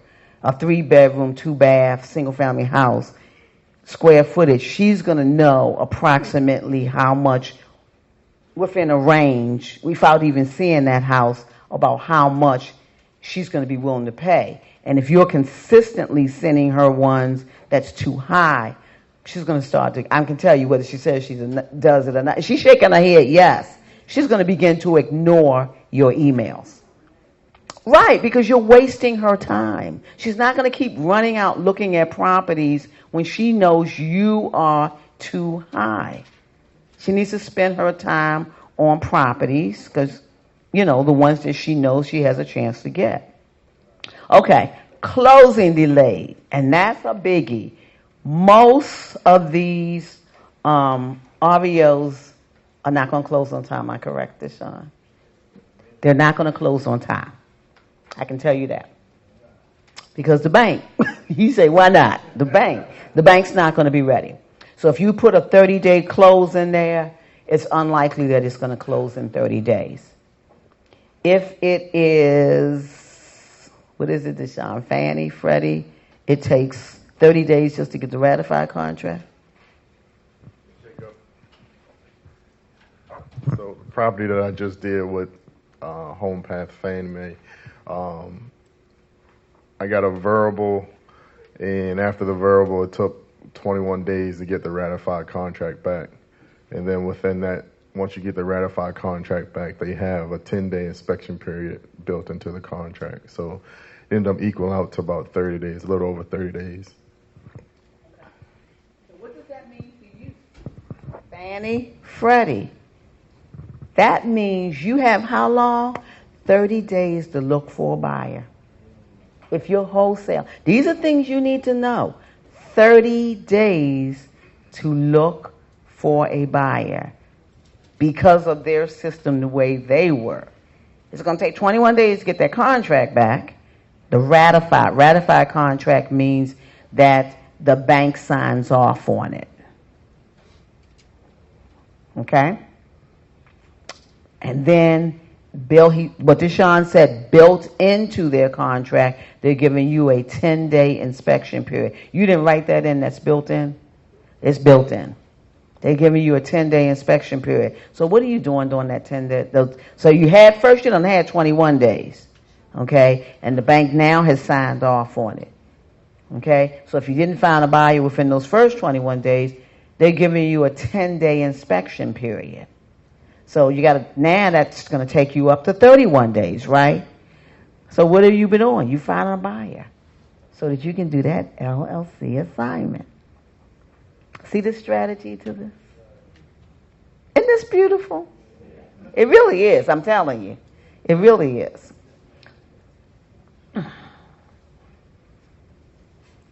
Beautiful. Okay. The first one, I brought Deshaun up here for a reason. And as I said, I'm going to talk about you with Deshaun. Okay. All right. He's killing it as an agent and doing the investment properties. So that first property I showed you where he got that $5,000, that was a property that he wholesaled. Okay. This is another, did I put the numbers right on the other one too that you gave me? Okay. This is another property that he wholesaled. This is the Deshaun property. Okay? On Henry Street in Baltimore, Maryland. HUD, this was a HUD property. HUD contract price that Deshaun put the offer in was $125,000. He wholesaled it to a rehab buyer for $138,000 using the LLC assignment. You see the pattern here? Once you learn this, you're doing the same thing over and over. Okay? The numbers change, but you're doing the same thing over and over. Okay. So wholesale profit on this was $13,000. The rehabber that rehabber fixed and flipped it. And they turned around once it was finished and sold it for $292,900. They made approximately $70,000. Something for everybody. No, that's right. Just kind of touching on your talking about properties not closing on time. So I had to put a $1,000 earnest money deposit on this, and HUD didn't have all the documents ready, so they refunded me my EMD also. That's cool. Never Okay. See?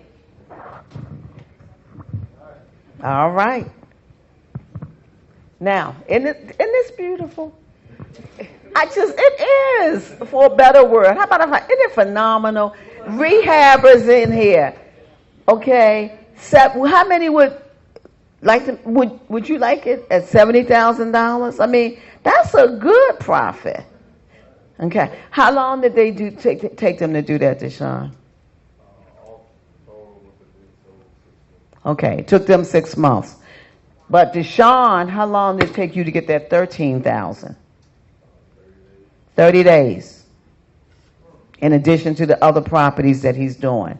Hand in the back. Where are my people? What was the cost for the rehab?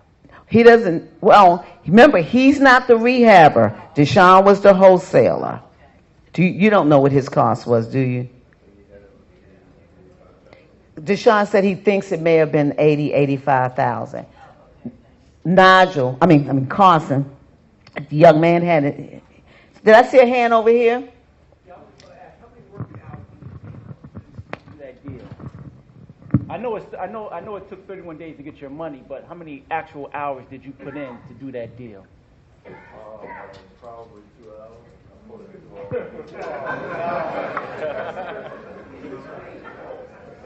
Okay, so let me repeat the question. But I want it's worth repeating. Deshaun, take that. Repeat the question. So I know it took 31 days to get your money, but my question was, how many working hours did it take? So it took about 2 hours, honestly. I put in my first offer was 120. They countered me at 130. I put in second offer for 125 the next day, and they accepted it.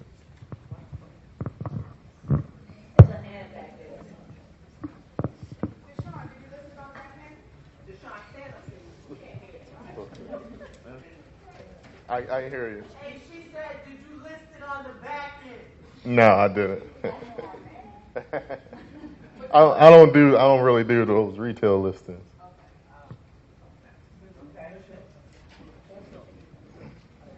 Go ahead. In that 2 hours, did you go to the property and walk through it and all that? Okay. Oh, thank you. Okay, so you did. Once my offer was accepted, I went through just kind of have an idea what the repairs are going to be. I see. Deshaun, how did you learn how to determine what the pay is going to be? And I was just wondering. The question was, how did you learn how to determine what the repairs were going to be? All from you. Well, not just me. Okay. All right. How did you create your virus? The question was, how did he repeat the question? He asked, how did I create my buyers list? So I learned from Miss Valerie, honestly. Pretty much everything I learned was from Miss Valerie. Oh, I'm sorry. You guys are a team, so my bad, Mr. Akil. So yeah, Miss Valerie and Mr. Akil taught me how to build my buyers list. That's true.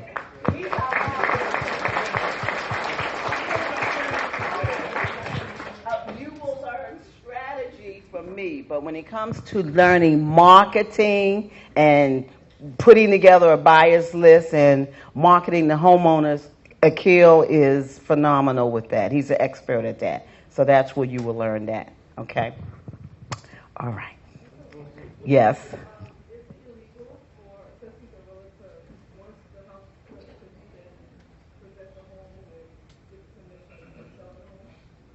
I don't know.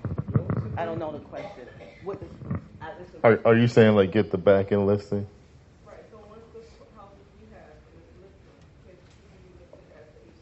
I could, yeah.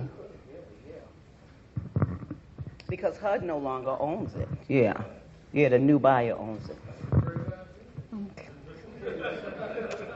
Okay. So, 13,000, it took him about 2 hours to do it. Okay, so this gentleman, Blaine, says he made $6,500 an hour.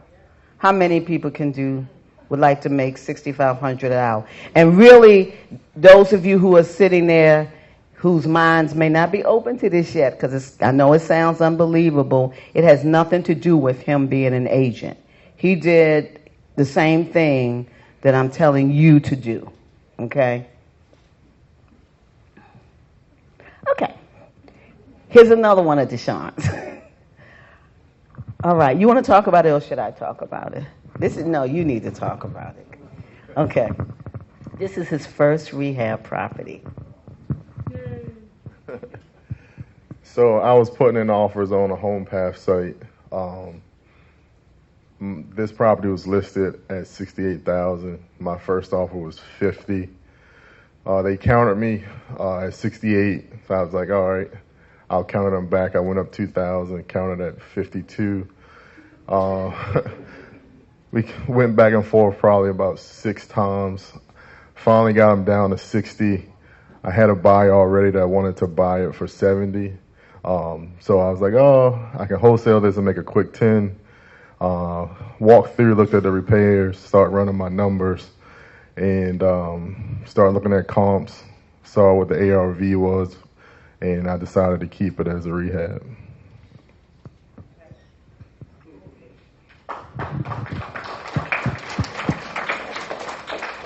And when you're doing these types of deals, that's the decision many of you are going to have. Do I want to, after you start doing wholesaling, do I want to wholesale it or do I want to keep it as a rental? Okay? If you're already rehabbing, do I want to wholesale it or do I want to keep it or do I want to rehab it? So what you're going to have to do is be able to determine, just as he did, how much would I make if I wholesale it versus how much would I make if I rehab it? Okay, it's a very good predicament to be in, wouldn't you say? Okay, did I have a question? So, Ms. Val, this question is for Deshaun. Deshaun, I'm noticing that once your contracts are accepted, then you walk through the property. Is that how it's working? Yeah, I'm pretty much, on my offers, I'm pretty much looking at what the as-is properties are selling for. And I'm putting in offers at the lower end of the spectrum to give myself room to be able to negotiate and still have room to wholesale if I want to wholesale it. Okay, and then once your contract is accepted, then you go to the property. So you don't go to the property beforehand? No, that's going to take too much time. Got you. Where did you learn that? I learned that from you. I was just wondering, where'd you learn that strategy from? Okay, all right. All right, so what Deshaun said is, remember I keep talking about being able to evaluate. When we teach evaluating houses, you can get it down almost to a science without even going to the house. Just like I was saying, Sherry, in certain areas, because she knows those areas, she doesn't have to go out and see every house right away if your numbers are too high or if the asking price is too high. People who know what they're doing, they're just not going to do it because it is a waste of their time. So with these HUD properties and with a lot of the REOs, because there's going to be pictures online, okay, we can do a basic evaluation without going to see the house and then put the offers in, and then once the offer is accepted, then you go see the house. Isn't that an excellent way to do it? Okay, keeps you from running around. Okay, because when your offer is accepted, you have a certain amount of time for it to be ratified. So those of you who don't have a lot of time, you just sit and look on the computer and do your numbers and put your offers in. Okay, I saw a question in the back. I'll come to you. Oh, go ahead. Okay, yeah, this question for Deshaun. When you calculated the as is, was it a specific formula? I know with ARV you can use comps from recent sales, but as is, I just want to know was it a difference you did? Well, I don't want to step on Miss Valerie's toes, but when so she told me, and she'll teach you guys too, like when pulling comps, you always want to look at both. your as is and your ARV comps. Mr. Kill.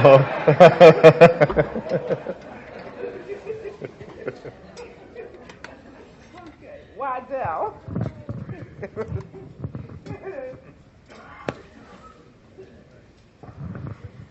Hello. When you put your bid in, does HUD keep countering, or how does that work? Until to either you say no, or they just. How does that?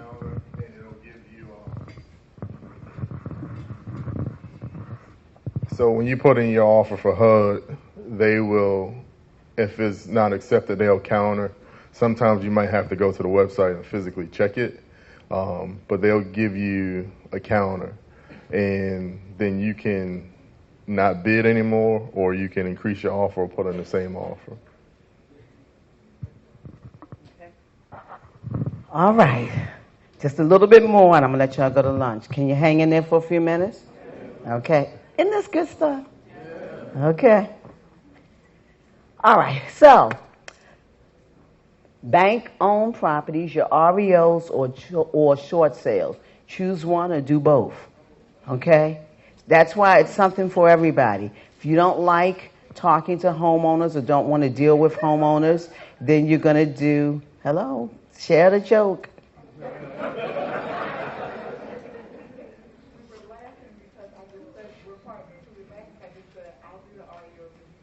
Isn't that great? They're partners. Okay, see? What she said is they're laughing because they're partners, and she said she doesn't like talking to homeowners, okay? And he doesn't mind. So he'll talk to the homeowners, and she'll look for the REOs. That's a great partnership. You want to, when you're doing partnerships, what your strengths are, okay? Look at Akil and I. Those people who know me know that I'm very technically challenged. If you work with us, you will be working with Akil on marketing. Don't ask me no computer questions. Okay? Basically, what I can do is answer emails. Okay? That I can do very well. But in terms, and I can tell you how these sites work. But in terms of actually sitting and showing you, that's Akil. Akil will sit and he's really good with all that. So that's the partnership, though, is a good partnership. So I know some of you are, partnering you when you're doing that. Make sure you partner with somebody that y'all complement each other, that you have, different skills, a different skill set. So that's great. Okay, both or choose one or both, whatever you like. So I really just want to show you the differences, some of the differences.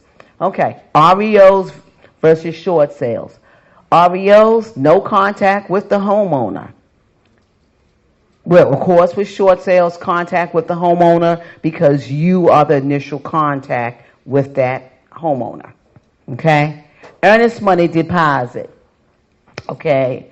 You do have to put an earnest money deposit on REOs. Yes, sir.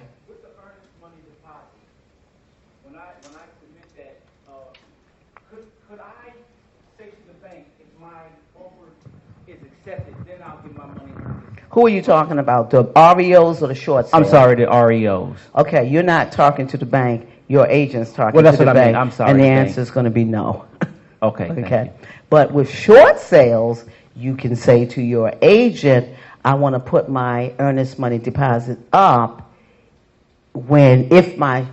after I receive third-party approval or that short sale approval letter. You got more flexibility in terms of that. I'm sorry. I know with HomePath, they won't accept your EMD until your offer is accepted, and you got 7 days after your offer is accepted to get your EMD in. Did everybody hear Deshaun? HomePath. He's got a nice, sexy, low voice. Okay. Me. Okay. HomePath. What Deshaun said is you don't have to put up a EMD for 7 days, right? Once your offer is accepted. Okay, once your offer is accepted, Once you receive the ratified contract, meaning the bank signs off on it, you have 7 days to get your earnest money deposit in. Is that what you said? Okay. Everybody got that? So that gives you, if you don't have earnest money deposit, what should you do? We talked about that's the first day. Say you get an offer accepted and you don't have earnest money deposit, how can you get that earnest money deposit? Find someone else to partner with you or to borrow it from and give them interest on their money. There was a lot of people we talked about that first day who raised their hand, okay, and said they would be willing, to do something like that. So don't let money keep you from doing this. Okay. Hi, Deshaun.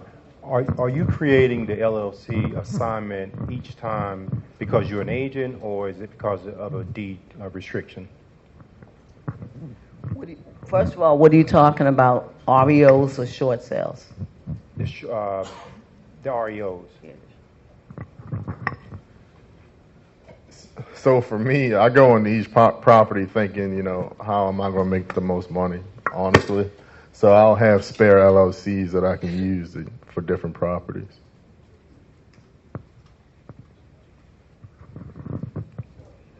You weren't here yesterday, right? You were here? Okay. Because I know we talked about, remember I said don't get the LLC. If you don't have the money, don't get the LLC until you're ready. Deshaun can do that because, if you're making $6,500 an hour, you can pay you can pay two. Remember, an LLC is going to cost you, $200. So, he can take, you know what I'm saying? He can get as many as he wants, okay? All right, lease 5, 3, 4, 5, because as he said, here go that mindset again. He's always thinking that he's going to get deals accepted. He knows, he's not really, he's thinking that, it, correct? He knows he's going to get deals accepted because that's what he's doing, okay?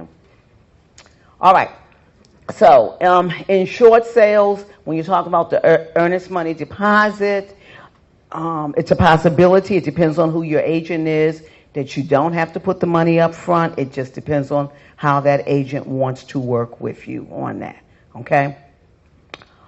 Weasel clauses. Excuse me. Contingencies and weasel clauses do not decrease your chance in a short sale of being accepted. They don't care what you put in there, okay, because they're going to give you the terms in that short sale approval letter. They don't care what you say. They're going to tell you what's what. Am I correct, Deshaun, in that short sale approval letter? Whereas if you put a lot of contingencies in on those REO contracts, it's going to decrease your chance of getting it. Okay? Any questions on those two? Excuse me. Okay.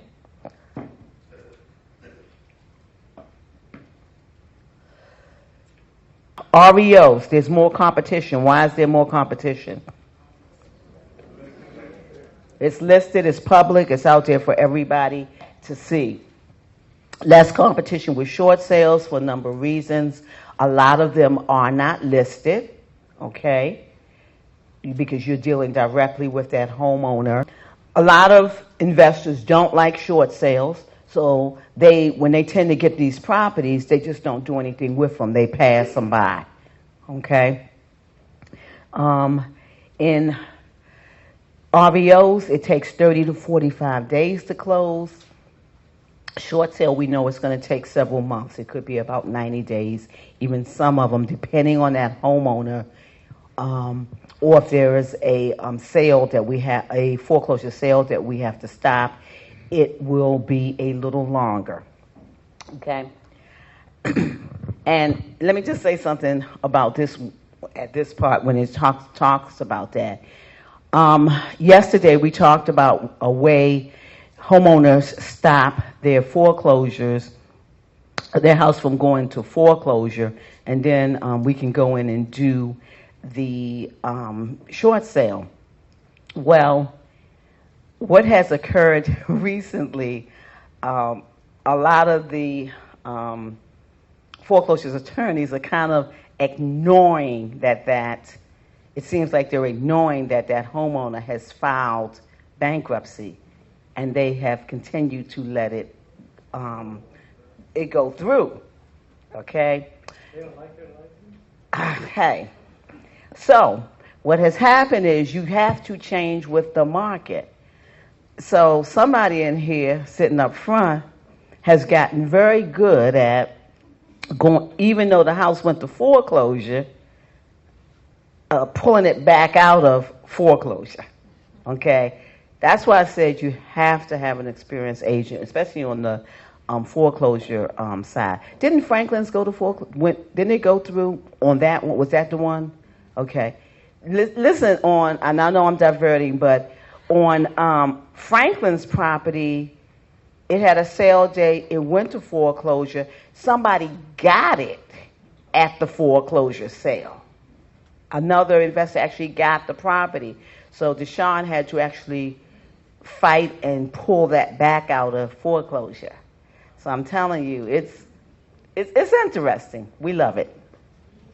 Okay. With REO, no assignments contracts. The same with short sale properties, no assignment contracts. REOs, your closing strategy is going to be LLC. You're going to land trust, and every now and then a double closing. It's not going to be that often. It depends on what that short sale approval letter says.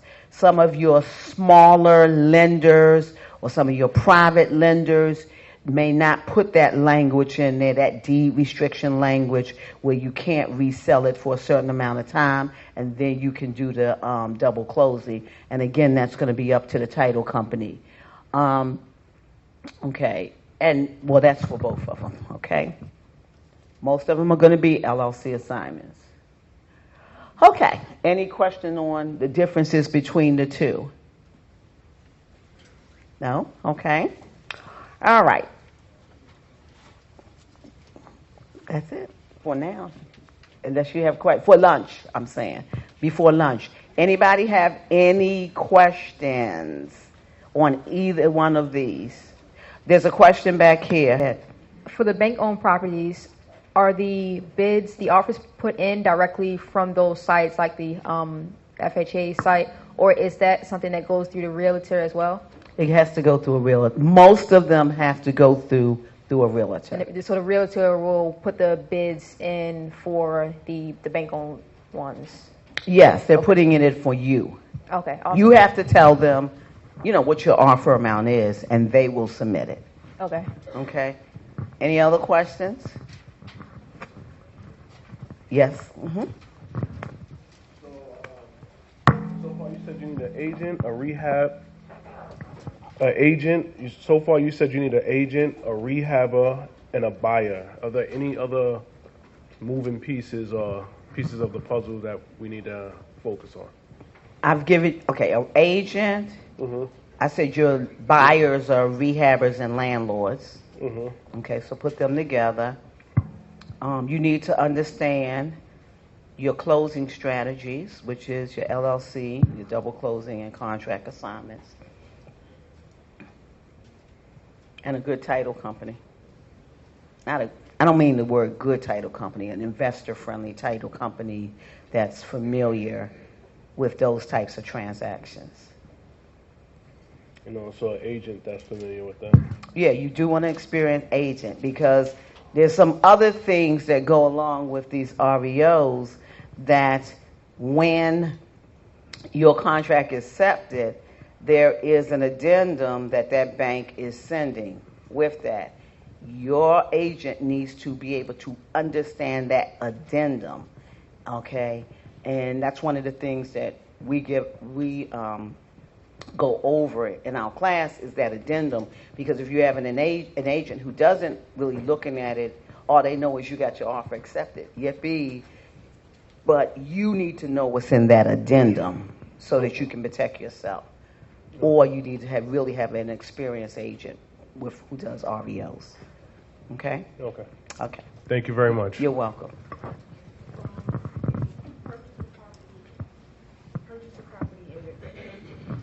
If the property was first purchased with your name and then you decide you want to do it as an LLC assignment, is that an addendum that takes it from the name to the LLC assignment, or is it another?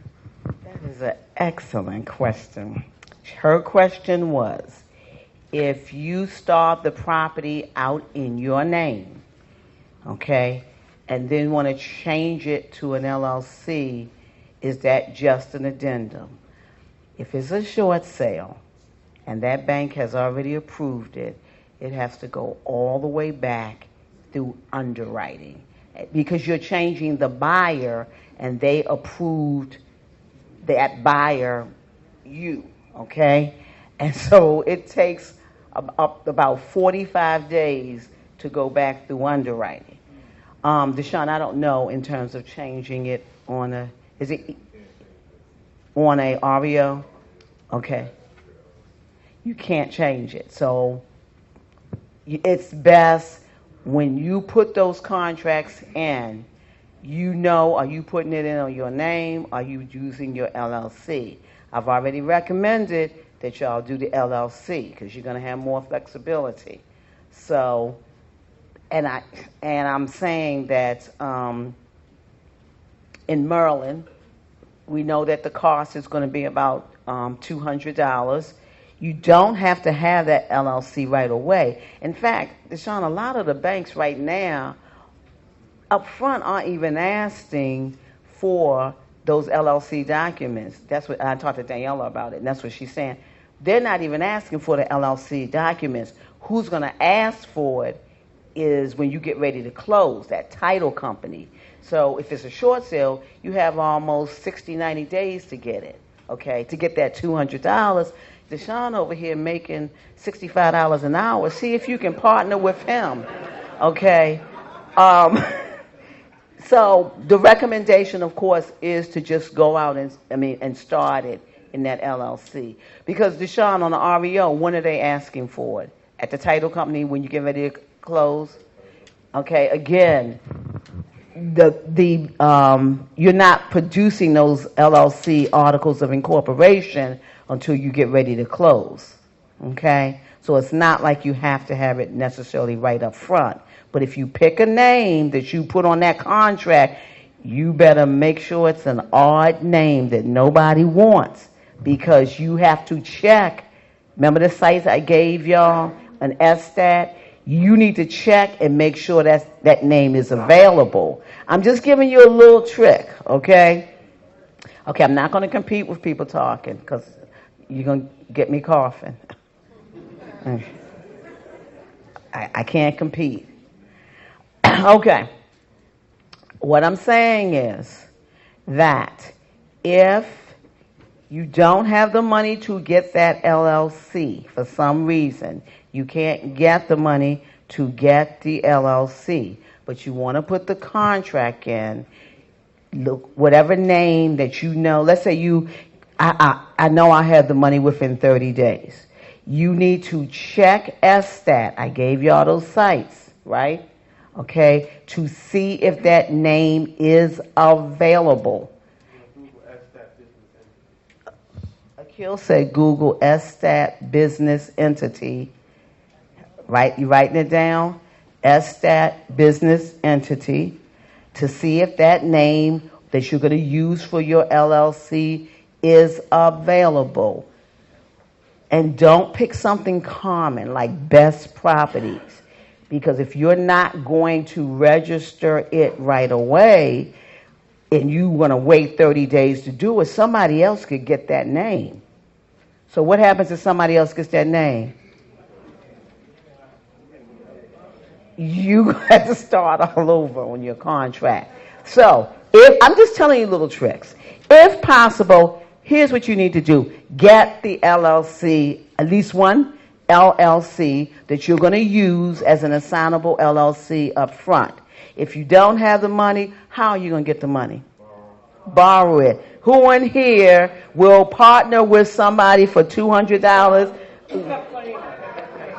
Who, okay, well, hold up. Who in here will partner with somebody for $200 if they can have 25% of the deal? Stand up. Look, people, look around. Look around. Okay? So there should be no reason why you cannot get that LLC up front. Don't start doing these tricks. I'm getting too ahead of myself. Don't start doing these tricks until you've done some so you can really understand the process. What I want you to do is get your LLC up front. Okay? And not a permanent LLC that you want to hold on to because you know that you're going to be assigning it. We clear? All right. One very important thing to remember is the name that's on the house may not be the name that you're buying. And the banks can wait to the very last minute to change it. So you have to be ready for that, but your name has to be in place. Okay. Are you talking about people who do 123 Main Street LLC? No. What are you talking about? If I'm in foreclosure, Uh-huh. they may not have settled on the property and changed the name to the bank's name. They can do that at the Closing table. Okay. Right, but that's part of a title. That's something that's taking title. You need to understand that. Okay. Not be confused with it. Okay. All right. It's title. That's title. But in terms of these LLC names also, I'm suggesting you do not do, I'm glad this is different from what you said, but it made me think of this. I don't like LLCs where, let's say, the address of the house is 123 Norfolk Avenue. Okay? So I don't want you to do 123 Norfolk Avenue LLC. Suppose you don't get Norfolk Avenue. That's the name of your LLC. Don't do that. Okay?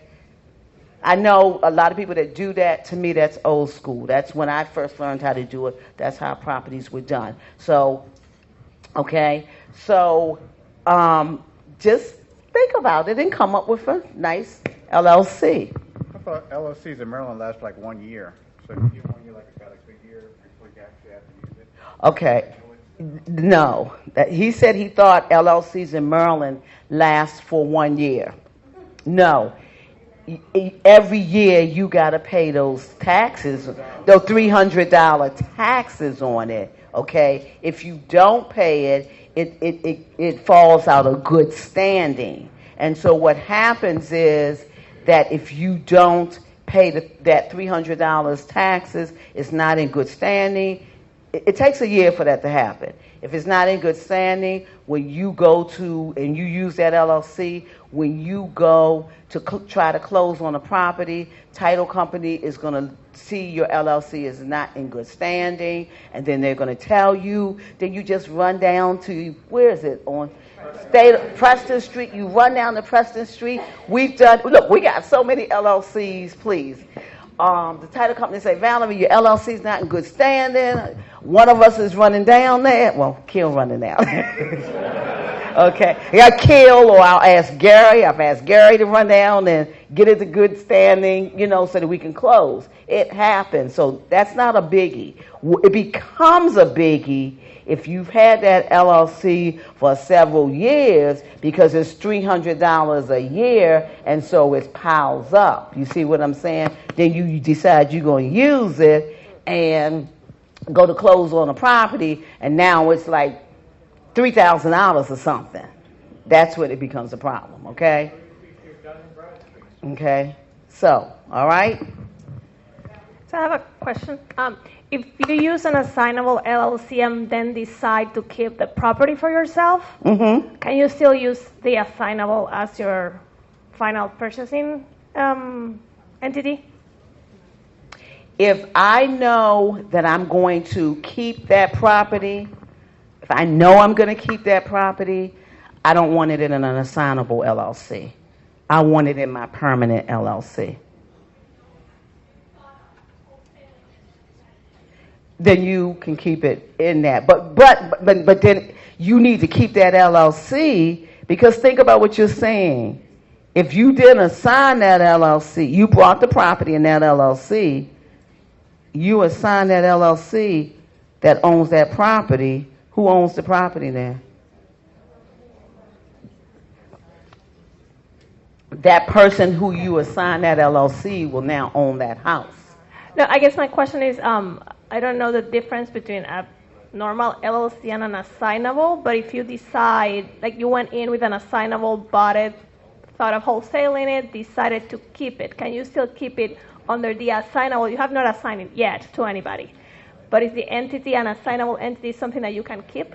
You can keep it, but you should not, if you have brought a property with it, okay, you decide, you were going to wholesale it, you changed your mind, okay? So what you did was, you brought the property with that LLC, right? Then you should never assign that LLC, because that LLC now owns that property. If you assign that LLC to me, every property that LLC owns now is mine. Okay? So you got to keep these LLCs separate. Assignable, what words did we use? We use assignable LLC, or think about it as a throwaway LLC. You are not going to have that LLC. It's only temporary, because the object is only to use it when you're wholesaling. Okay? Yes, sir. I think mine is piggybacking off of hers. I'm Demetrius Capers, by the way. And if you have two LLCs, the permanent one and the one that you have for the assignment, so what's it? Deshaun basically said he was doing wholesaling, and then at the last minute he decided to rent it out. I think mine is, can you assign it to the assignable one and assign it to your permanent one? Okay. It's two different LLCs. You have two LLCs. Can you start out one way with wholesaling, and he was like, I'm going down this assignable LLC route. And he was like, I can make more money keeping it and renting it out, so let me take that and assign it to my permanent one. Can you do that? You can. Yes, you can. You can. Yes, you can do that. But that property, if it's a property in there, that's not what Deshaun did, though. But Deshaun has multiple LLCs, okay? Okay. Deshaun has multiple LLCs. That's not what he did, okay? But as far as I am concerned, if you have an assignable LLC, you just don't want properties in it that you're going to keep. And if you assign that property to another LLC, then you're going to have to pay transfer taxes, because it's being transferred somewhere else to another entity. So the state may charge you transfer taxes. You need to see an attorney. I don't want to give legal advice. I'm not giving out legal advice. I'm coming to you. What I'm saying is, I want y'all to think of an assignable LLC or a throwaway LLC, or let's use the word temporary LLC. That is your LLC that you are going to use for wholesaling. You are not going to hold properties in that LLC, okay? If you decide to hold a property in it, I would probably keep that LLC. And then when I go to do another wholesale, if I were to do another wholesale deal, then I would just get another LLC. To me, that's the easiest way, okay? All right. This gentleman's been waiting. His hand's been up for a while.